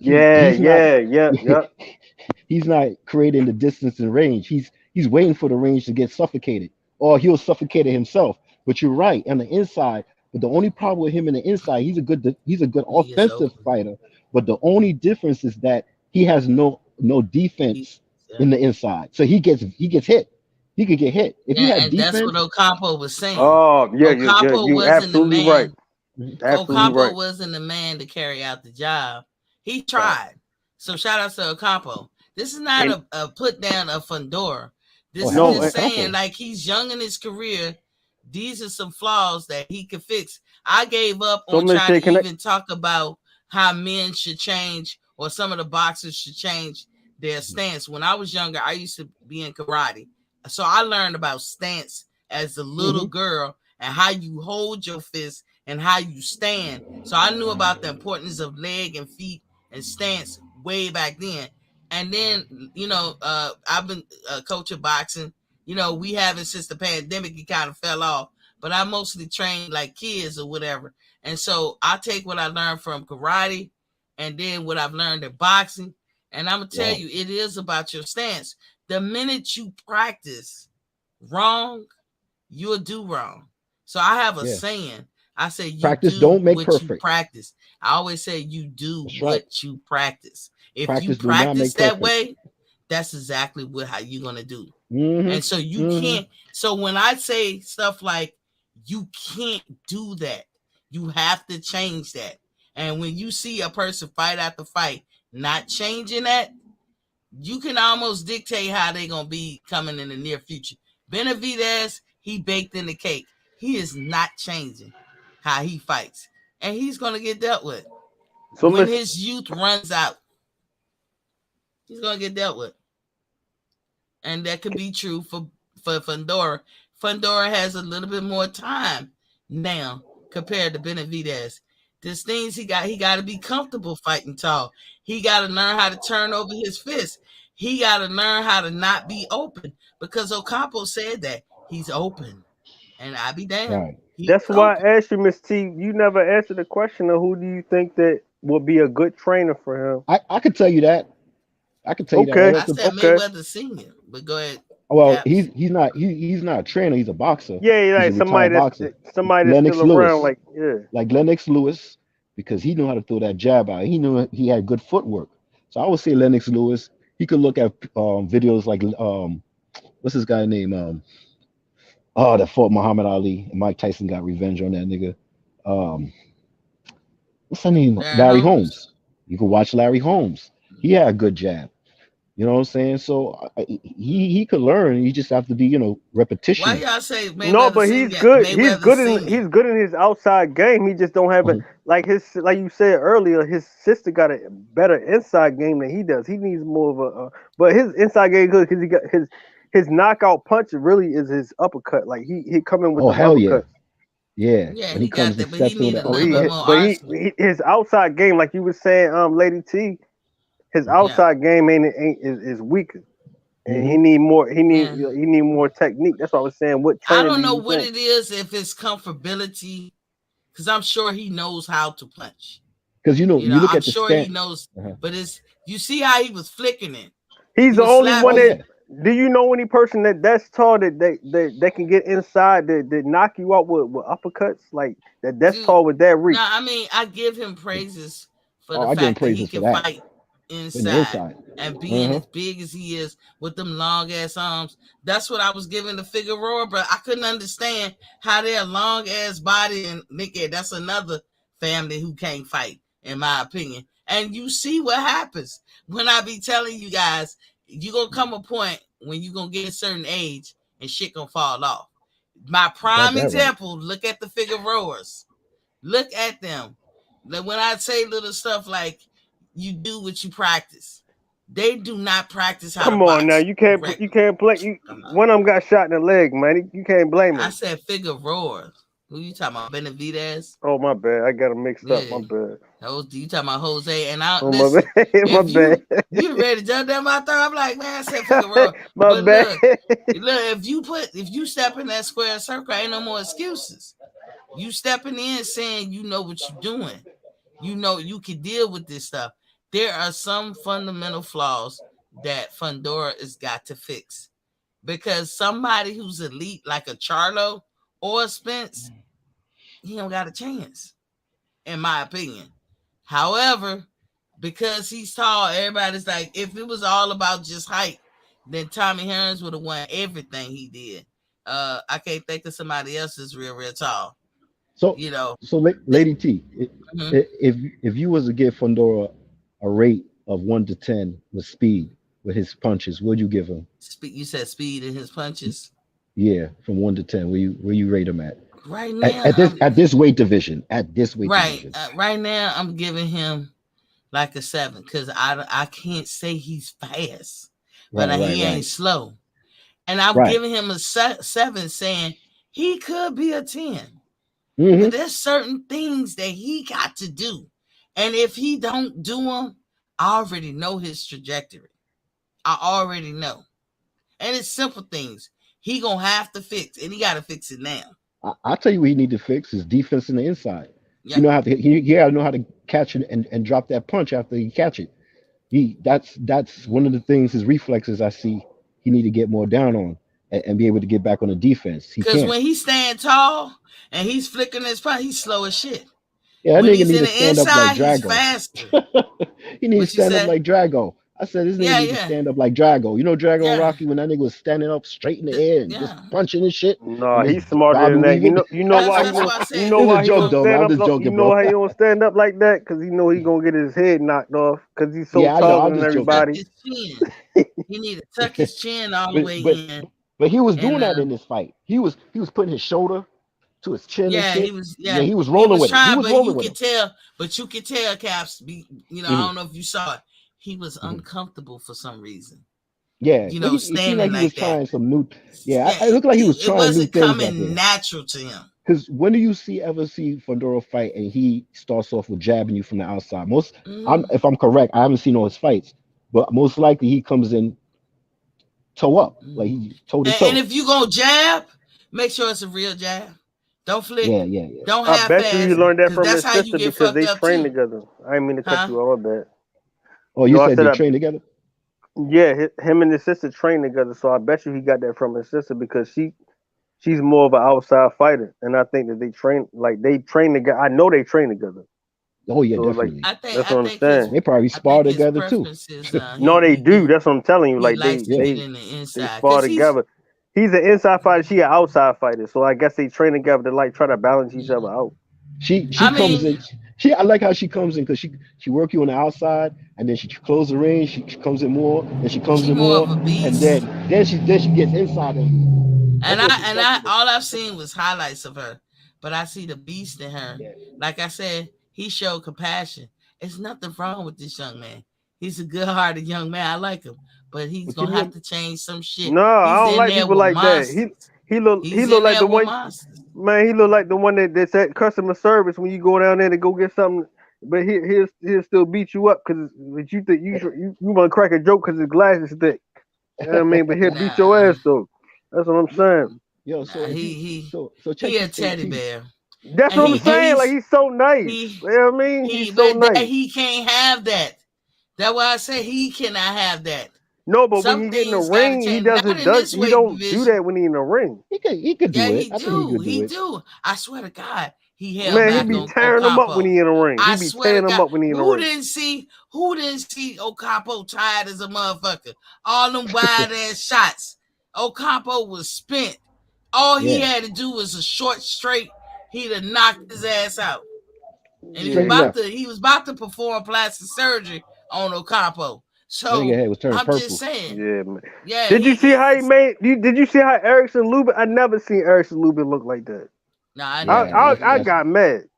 I got mad when I seen him at the end of that fight. Tenderized. I was mad when they motherfucking stopped the fight. Oh, and I said, motherfucking ref, what the fuck you doing? And Erickson Lubin turned around. I didn't even see him get beat up no more. Did you see how bad he looked? No. That's what I'm saying, Ray J. JJ, that's what I'm saying. Like when I was mad when the ref stopped, his back was to the camera. And then he turned around and I was like, oh shit, yeah, stop that fight. He looked crazy. Lubin's a gladiator. I like to see that he got up. Man, I remember I saw the training because he had the videos up on YouTube. I was watching the videos. He was training. He looked great in the videos. Yeah. Damn. They had nothing to do with how he looked there in the fight, though. Look at that shit. Yeah. Damn. Look at that, man. I never see him. I never see him look like that. His bottom looking like a spare tire. Man, his whole face looked like a spare tire. Looking like that nigga from Goonies and shit. Like a flat tire. He do. Nigga head, cheeks his swollen. His face look like he's been disfigured, been underwater and shit. And all that shit. Well, what it tell me is that Fundora be breaking bones. But that shows you even though he does have flaws though. He does have flaws, but he does what he gotta do when he get in the ring. But Lady T, I want to ask you this: if you give him a 7 at this weight division, right, and he moves up to the next division, you'll have to probably see how fast and swift he still is. Yo, what's up, man? Or his power goes up. Yeah, he might slow up on his speed, but his power goes up. We don't know. That's we don't know scary what shit. happens. We don't know what scary happens. shit. I mean, he's like he's used to being a thin guy walking around this earth like that. We don't know how he feels when he got weight many on him weight and what that divisions. shit does to your back and your knees. We Yeah, don't he got know. 154 all the way up to heavyweight. Woo. Yeah, I mean he's gonna be in the game a long time, yo. That's why I said he's and he gonna got a have chin. to. He got to develop something. He do a little bit. He got to develop something. I like Lewis when he dropped him and shit. And that's what I want to see. His defense, because when Ocampo was hitting him with them wide ass, slow ass shots that he was bringing from Mississippi, but he was hitting them. No, I agree with you. Like you gonna have a short life. Crazy.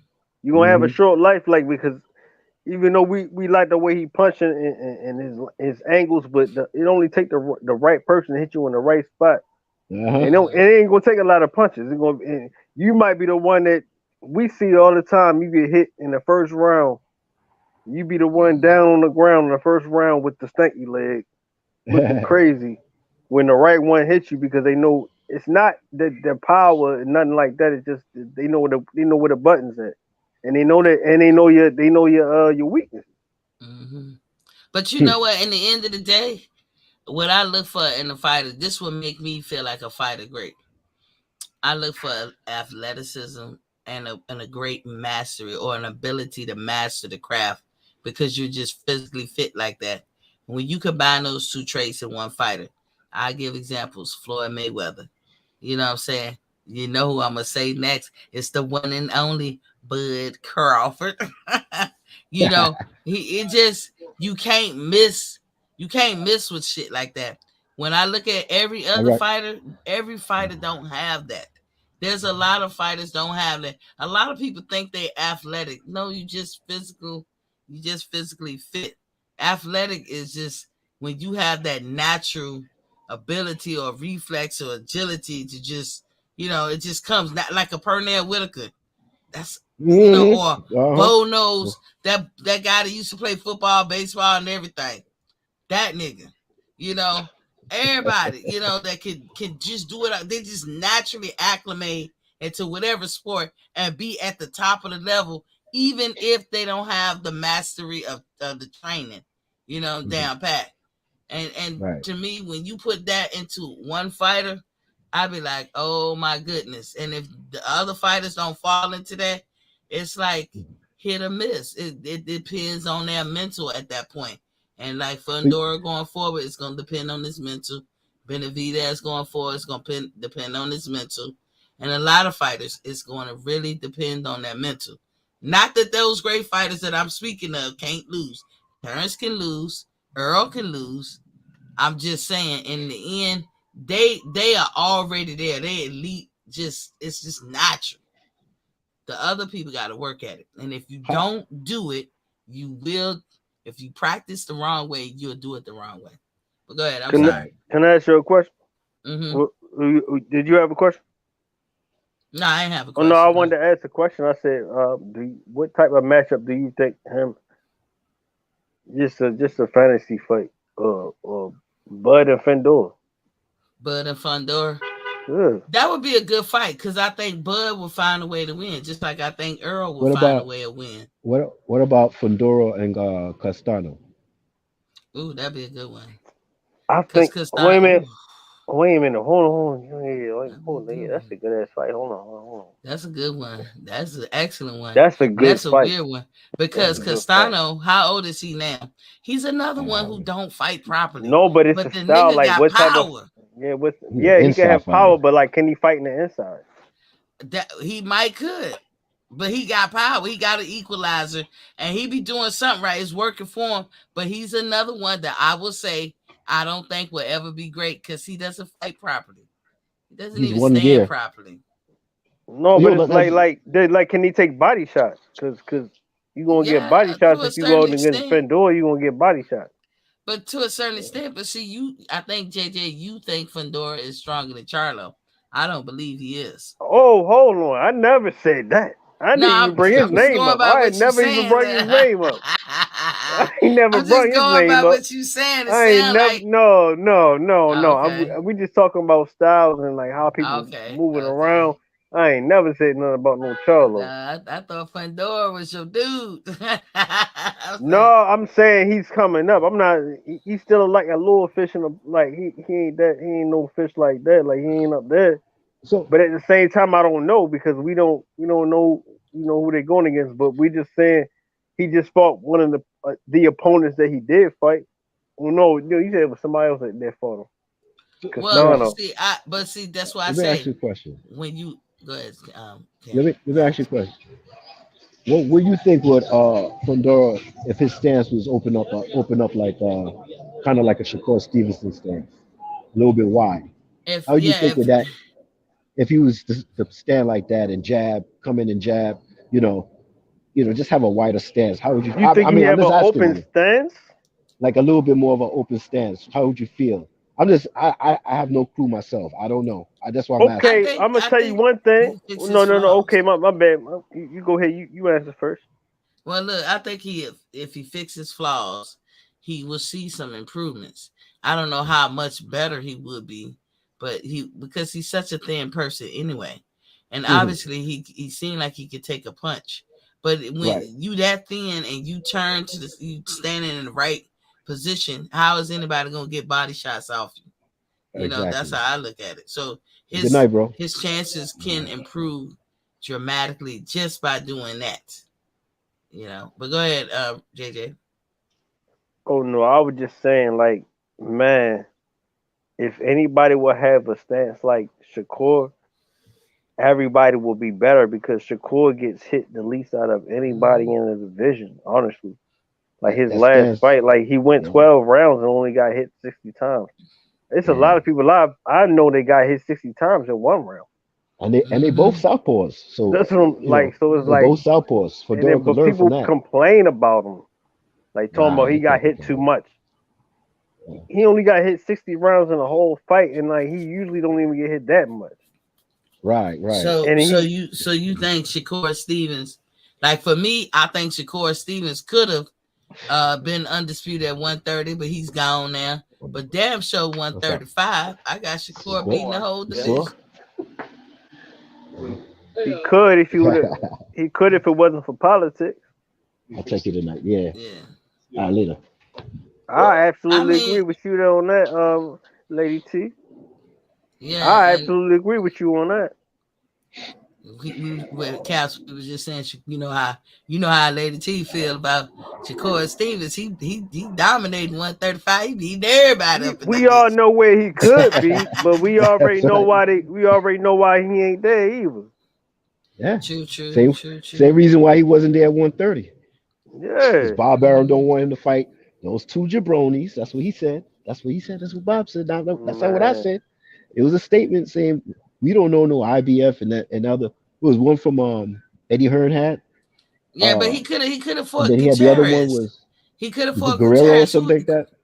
He couldn't even fight Gutierrez or something like who he yeah. Do he fight for PBC or something? Sometimes you just gotta ignore them guys, man, because they be having narratives that don't even be real. Yeah. And Shakur would have wiped his ass, and he out of everybody that had a belt at 130 before Shakur got that guy Gutierrez was the one. I was like, damn, that motherfucker right there, the truth. But I think Shakur could have wiped all that asses up and then went to 135. And that's why I say, man, they gotta start thinking about their legs. I know they get into it when they're young. They gotta have their mind sharp. Hopefully have a good male role model before they get into boxing that help them have a better perspective and to carry forth in a better way, because it's one of them sports that's it's unforgiving. You make a mistake, you get paid dearly and for years off of one fucking mistake. So you have to be careful. And when I looked at the fights this weekend, my conclusion about Michael Fox, I don't even know if he should box anymore. I really don't. He doesn't have the power to be a gatekeeper, huh? That was a tall dude. Yeah, the tall, linky dude that fought Mean Machine. Oh, he lost that fight. Hell yeah. Oh, okay. I didn't see it. No, I ain't even finished watching it, to be honest. But I gotta after he check it got out. knocked in twice, I was like, man, it's no way. Okay.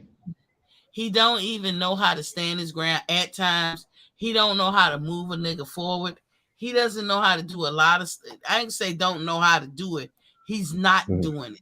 Michael Fox. Right. So for me, Michael Fox, I don't even think you can be a gatekeeper at 147. Like, I don't know where he goes with his career. I don't know. Adamas, that motherfucker said he want all the smoke, and I want him to have it. Anka House and Martinez, that was an excellent fight this weekend. That was an excellent fight in a small way, not all the way, but in a small way. I was reminded of Ricky Hatton and Floyd Mayweather. And actually, Anka House was the Floyd Mayweather, and Ricky Hatton was the Martinez. But we know that Floyd did what he had to do. Floyd figured it out. Anka House couldn't figure it out. That was just too much pressure and this, that, and the other. But that dude, Martinez, he trying to get it. He going for glory. He's a Marcos Maidana fighter. But here's the thing. He keep lunging like that. He want to fight Chocolatito. Chocolatito gonna check cook his ass. What was the original question at first? I don't know. You were talking about Shakur. But I want to ask you something. What was the question? I want to ask you something. Because someone asked him, like, what was the question? Well, the question was like this, right? If Lomachenko, let's say something happened to Lomachenko in his what's this fight he's gonna have? A tune-up fight, right? Yeah, or he gets injured before the fight. Who would they put in it next to replace him? Because we don't even know who the dude is. Like talking about it. No, I say who would we replace Lomachenko with to fight Devin Haney? Who would we replace? Oh, for Devin, I thought you were talking about his fight coming up with this guy. No. With Devin, I would throw Shakur in there. There you go. You know, and my thing is this: like, I know everybody's saying Lomo should fight, Devin Haney, but if Devin Haney beats Lomo, there's nothing. It's over. You're not seeing the fights. You see what I'm saying? Yeah. But if you push a core in there, and then you have a close match, and then you give them a rematch, and then we might get a trilogy. Never know. And then you go up to the next division. So what I'm saying is, if Loma beats Devin, I do not see Loma giving Shakur a chance, even though they in-house. If it's in-house, he won't give him a chance, and Bob Arum won't let him because he wants him to be the face of boxing. So you just answered your own question. Mm-hmm. It's not about the people, because honestly, you and me both know that Loma don't have belts right now. That's right. But if Loma will beat Devin, Loma will be straight back on top. He's running straight out. He's running straight away from everybody else. He's definitely not about to fight no Shakur Stevenson. And he got the franchise belt too? He's going to be the hero of the across the country somewhere. He's not fighting nobody over here. He got to get the franchise too, right? Man, they're going to give whatever belt he don't have, they're going to give him. Devin got that. Devin got it. He did. Devin got all the belts. Devin got all the belts. No, they made him give up. They made him give up one of the belts. I don't think Devin kept the franchise, and he got rid of they made him give him the Ring Magazine belt. They made him give up that belt. That ain't no. But other than that, like, man, I'd rather see for the fans, because Bob Arum can win. Even though I don't care for him, but if he does that way, then he could get Devin fight. Because then he got to sign to Bob Arum again in order to get that fight with Shakur. Wait a minute, do you think that will happen? Hell yeah! You don't think Devin Haney won't do that? I already heard Devin Haney. Why would Devin Haney wouldn't do that? Why would he to get a rematch with Shakur if he loses? I don't think Devin wants to be with Bob, man. If he don't, but Devin he's with Bob now. He's with Bob now. I was gonna say, but he signed a deal. Like he's like a 2-fight deal or a 3-fight deal. No, it's not like a 1-fight deal. It's a 1-fight deal with Bob Arum that Devin Haney has. So Bob Arum is he's marketable with Loma. He's gonna put Loma and give Loma a chance. I'd rather give Shakur a chance, and then that means if Devin Haney loses, he's stuck, because it's either you rematch him or you move on your way and take your loss. But So Devin do what you not think want he's How would going to you do? get? How would you get a fight He with? How would doesn't you want get to a? be with How would Bob. you get? How would you get with a fight with Shakur? And matter of fact, Shakur is not even up in that. He's not up in that weight class yet. Yeah, he He's trying is. to get up there. No, Oh, he's Shakur there is now. That was his last. 135. Yeah, He he's probably just 135 now. got Official. there. Yeah, he Yeah, just. I mean, he probably he beat didn't make Concepcion. He's weight in over that. his He's But last done. fight, and he how said realistic? he's Okay, so going to 135. if he's there, how realistic do you think his next fight is going to be with Devin? No, it's not. You know why? This is because he didn't make weight. But you know what He it don't is? have no leverage. This is the problem that I'm mad with Shakur because he had that WBO, right? And he could have activated that shit. Activation, you know what I'm saying? And he lost it. I mean, you could have lost on the scale anytime, but not with the WBO. That gives you leverage. If Bob don't want the fight, you could request a fight, petition for the fight. But now you don't So got you that say he chip. couldn't make the So weight? now, He he lost we not he lost saying his belt. I don't know what he could or couldn't. We know what He he lost his didn't belt. do. He lost didn't his make belt the on the weight, weight scale. and he lost them You belts. say he said he couldn't make the weight. It don't matter what No, he the said. scale said he couldn't make the weight. Yeah.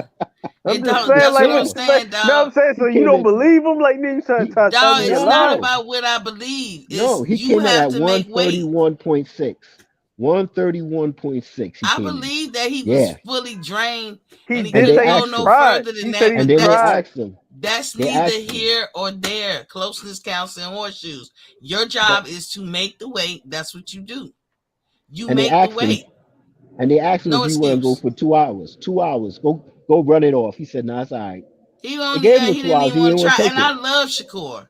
And I Shakur don't know. said, if you So want that Whitney, he It might have done been something told us. behind that. It might have been something else behind that. yeah. But in the end, It's, it it's too don't. easy to In fight the Devin end, Haney dog. if you activate it. And if Yeah. you don't might be- activate it, Oh, so you if you say he's don't scared of activate it, Devin? He's scared of no, saying I'm saying he's scared of. if you don't activate it, then they'll be like, why you ain't? If you really want to fight, Devin, why you just activate your WBO?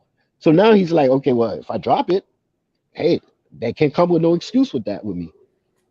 I think he just wanted some of that weight off of him. Literally, I don't know want what that the weight fuck off he of him. was doing. He wanted I that just weight off feel of like, him. see, Not it's just the the weight, but the other military weight in too. me. You He want got nobody a job to pointing do. the finger at You do Shakur. your motherfucking job. You don't make excuses. And I mean, Exactly. shit be happening. Lord knows I got a million of fucking excuses. But I don't never get mad with nobody when they say, Man, bitch, what? I ain't trying to hear But that. I do You believe Devin making Haney would. excuses. I do And believe that's where David he Haney going.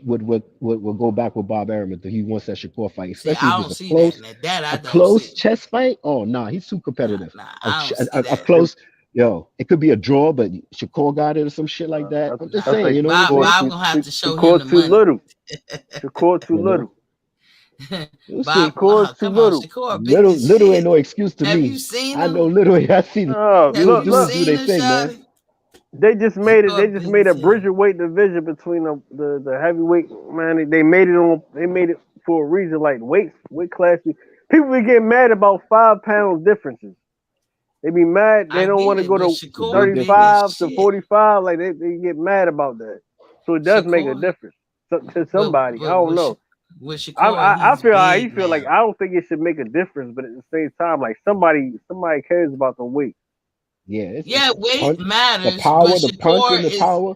Yo, all that is is bigger, included. and he has shown that he's bigger.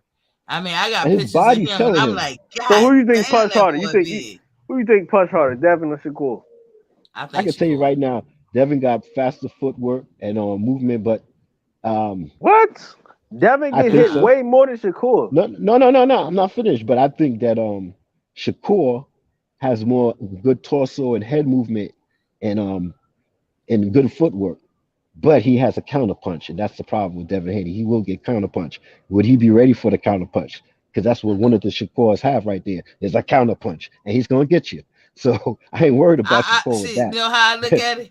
I look at it like both of Because them he at gets A stuck sometimes level. in the cement when he does that back up and shit. Sometimes he do get, his legs ain't moving sometimes when he's doing that. So, but he got a lot to learn. He's gonna learn. You know how I look at it? They both at A level, right? They both at the creme de la creme. It's just Shakur is slightly better. That's exactly how I look at it. That's the only way I look at it.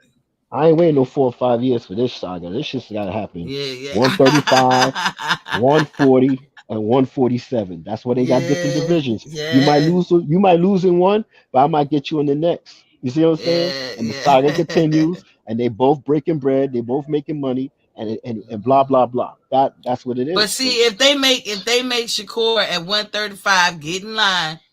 This is why I was upset that he didn't make the weight. If they make him get in line, there's nothing we can say. I'm not mad at Shakur. If he ain't have it in him, don't kill yourself. If you ain't got it, you ain't got it. To lose, no, you can't squeeze juice out of a turnip, right? But that's at the right. same time, the rule was blase blah, and you had blase blah much time to get it done. It's Right. not nobody's fault but yours. And this is the problem with this generation. They don't know how to take ownership over shit, even when it's not to their favor. Because guess Mm-hmm. what? You're not meant to be perfect. You're going to fall. Human beings Mm-hmm. are fallible. When you fall, that's the only important thing is how you get Getting up. back up. That's Uh-huh. it. That is Do it. you get back up? But you gotta take the good with the bad. If you was flawed that day, which Shakur Stevens was flawed that day when he didn't make weight, nigga, that is your record. That follows you. It is what it is. It don't mean that your fans change their mind about you. Because you No, know he tried to it don't mean told that. us. It don't mean Huh? that, but it could mean it don't mean that. Like you said, it won't mean that. But it would mean when the next weigh-in comes in, people gonna be People, eyeing that shit like yeah. this nigga better not fuck up. He said, yeah, That's a feeling you can't get out of you. You're gonna be like, all yeah. right, let's see if this gonna be another tank shit or some dumb shit, like just not Mm-hmm. making weight and losing your belt. Let's see. Remember when Chris Brown got mad? And he was like, because after he beat up Rihanna, he got tired of people always bringing that shit up. Every time he did an interview, that's all they wanted to talk about. And he was trying to move past it. But he was like, Chris Yeah, Brown, that's what happens when you do that shit. It right, happened to the right, best of right. us. Name me one prostitute that get a reprieve from niggas when she 40-something years old. She could have been prostituting at 20 to 22, but a nigga will remind her every chance he get, you ain't know about a skank. Yeah, she be like, nigga, that was like 30 years ago. You know what I'm saying? Right, right. That's just how life is. When you step in Shit boo boo, stain. you stuck in that. It's Yeah, gonna shit follow you. stain. Yeah. But you get back up. That's all you can do. That's all you can do. Shakur, we still with you. Cause I know you told us, you like, yo, all y'all that want to go over there, stay over there. Nigga, we stand with you. But you did fuck up. You did step in boo boo. But we rocking with you. And nothing against Devin. I love you to death, Devin. I hope you do well in Australia. But I haven't seen you face adversity yet. I just haven't seen you face adversity.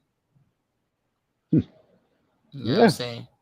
Now, as far as Clarissa Shields and all and the ladies, they have a card this weekend. Oh, I hope everybody go out and tune in and watch it. Oh, I will man. say this. Say it, girl. Clarissa Shields, she's gotten better with her language. I just want to see her get even better. That's all I'm gonna say. It's kind of like it bends the ear sometimes. Some of their talk, I don't know why. It could be a chauvinistic thing because it's kind of unfair how men can talk and women can't be that way. Or some people, because I mean, look at Alicia Baumgarten. I was thinking, hey, was you in the Navy with me? Because she got a sailor's mouth sometimes. She be cursing and shit. But it worked for her. I don't know. We all know why. I'm not going to talk about why. But it works for her. It just ain't going to work for Clarissa. So you got to find your happy medium. I've said this before. I feel like she just had to find her happy medium. I'm all for her. I'm all for the quote. I'm all for the champ. I really want to find her stride and glide with it. Because some things people can accept from some people and some things they can't accept from some people. I have this problem in life. So I know what I'm trying to say without really saying it. Because I don't want that to be something that we deal with going forward in life. But, it is what it is. It's 2022. And Clarissa, some things is just not going to come off well or well received coming from you. And you're going to have to find that happy medium. So that's, but I will be watching their fights this weekend as best I can. Definitely. Definitely, man. I don't know how I'm gonna get to the Wilder fight because that's PBC. I don't fuck with them. Exactly. Exactly. Other than that, Cass, what you got for me? We about to close it on up. Oh no, we good. We good. Happy birthday. Like I said, if I don't hear from you tomorrow. I appreciate it. I know You a know what I'm sister saying? turning 26. 26 I hear you. forever. I was I just hear joking. that. All Yeah. right, so I'm out. Okay. I appreciate it. Thanks for coming through. Thanks, ATL. Thanks, JJ. Thanks, Later. Reginald Peters. Thanks for coming through. Thanks for everybody who came through in the chat box and learning some new folks that showed up. Big Fish was Papa King. Thanks for coming through. Look, I told y'all too, this is Christmas season. It's Libra season. It really is Libra season. But it's the Christmas season too, in my opinion. So I'm gonna hook y'all up.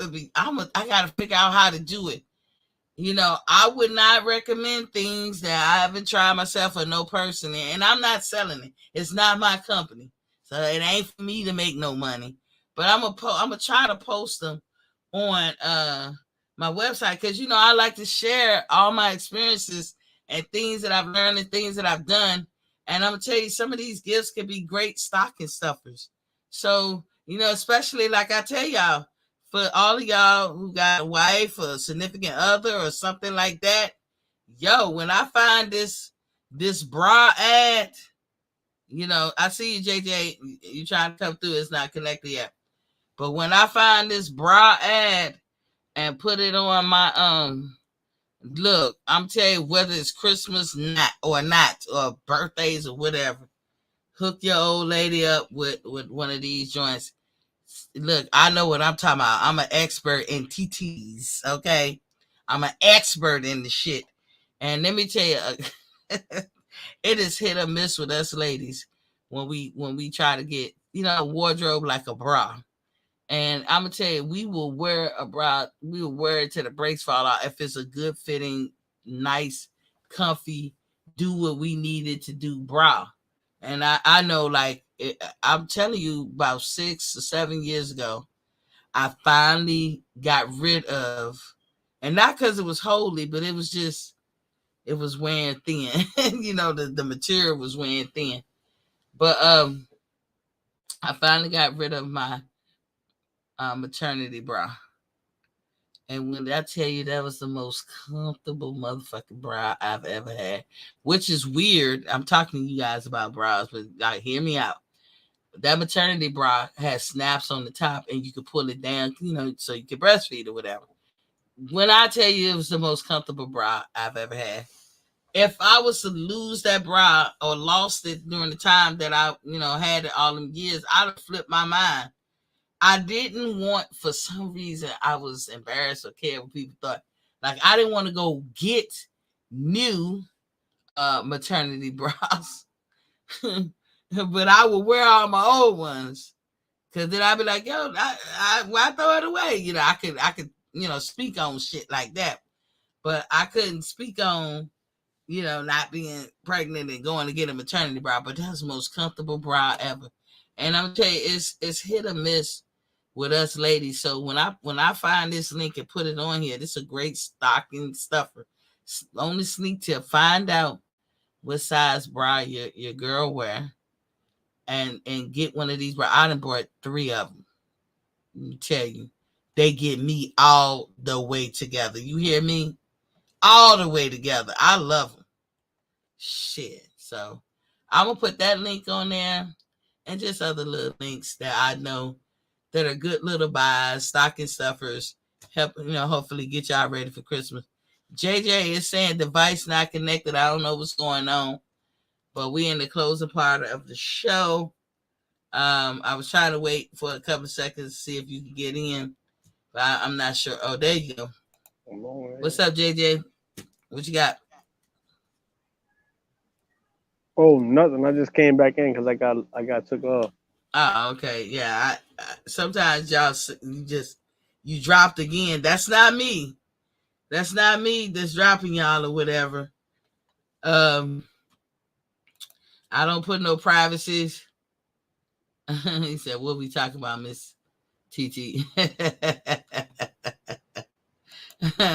Yeah, but no, I'm just telling you guys, I'm gonna be doing that for the Christmas holiday. I don't know how to do it, but I'm gonna figure out how to do it, because nobody should go broke trying to go Christmas shopping. And there's certain things you can buy that hit the spot, like you just simple things. Like one day, my mom sent the box. She always sent a box, and she sent a box to me and my kid. And so in the box, she gives me these gloves, and they big, thick, white, big old behind gloves.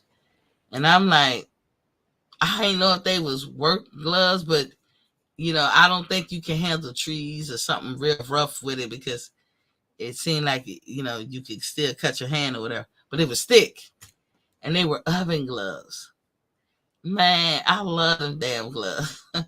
Then and I don't know, they didn't cost a lot, and she sent me these mats. So like nowadays you got to be careful, especially if you got granite countertops, putting hot shit on your countertops, because if you crack your granite countertop, you got to buy all new countertops, even on the countertops that you didn't crack or mess up. JJ says salute to you, King. So like I could be on one side, cracked it, I still got to replace the other side, because they all built from the same rock. So that's a $10,000 job right there. You don't want to go through that. So she bought me these mats. So when I take stuff out the oven, I set them on the mat.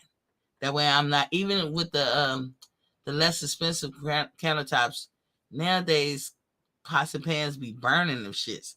See, I don't remember none of this shit back in the day happening, but nowadays these things happen. So I got the mats and that, and my favorite thing, and I just learned the name of this device, and she bought me this shit like 5 years ago. It's 4 years ago or so. It's called a mandolin, but I just seen a new age mandolin.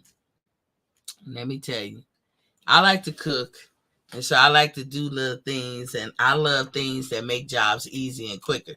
So if I got to chop up all these onions, tomatoes, celery, just chopping up a lot of vegetables and all this stuff, I'm going to give me a device that chops real easy, and I have one. But my mandolin slices, oh my God. Oh my God. And they got a new age one, hint, hint. Mama, if you're watching, hint, hint. This one is more grand than the one you sent me. But I love that thing. I swear by it. And when people come to my house and they use it, because sometimes when people come, we get to cooking in the kitchen, my friends and me, and they use the mandolin, they be like, ooh, like they want to sneak off with it. Hell nah. I'll beat you down for my mandolin. All that to say, those 3 items that I just named probably didn't cost my mama $20. Like all together, $20. But I love that shit. And I hold it near and dear to my heart. And like I said, I stumbled on this bra. Like I'm telling you, I'm gonna put this shit on here. I bought one, and then the next week I bought another one, and then the next I was like, shit, I gotta have a wardrobe full of them. I don't know what it is, ladies. I'm gonna highly recommend them, but since a lot of men watch my show, that's why I said find out on the sneak tip what your lady bra size is. It's gonna be a number, and then it's gonna be an alphabet in case y'all don't know.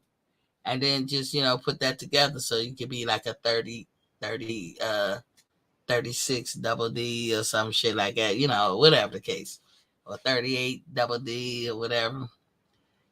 I'm not telling y'all no bra sizes, but I'm just saying, Miss T over here, she was blessed.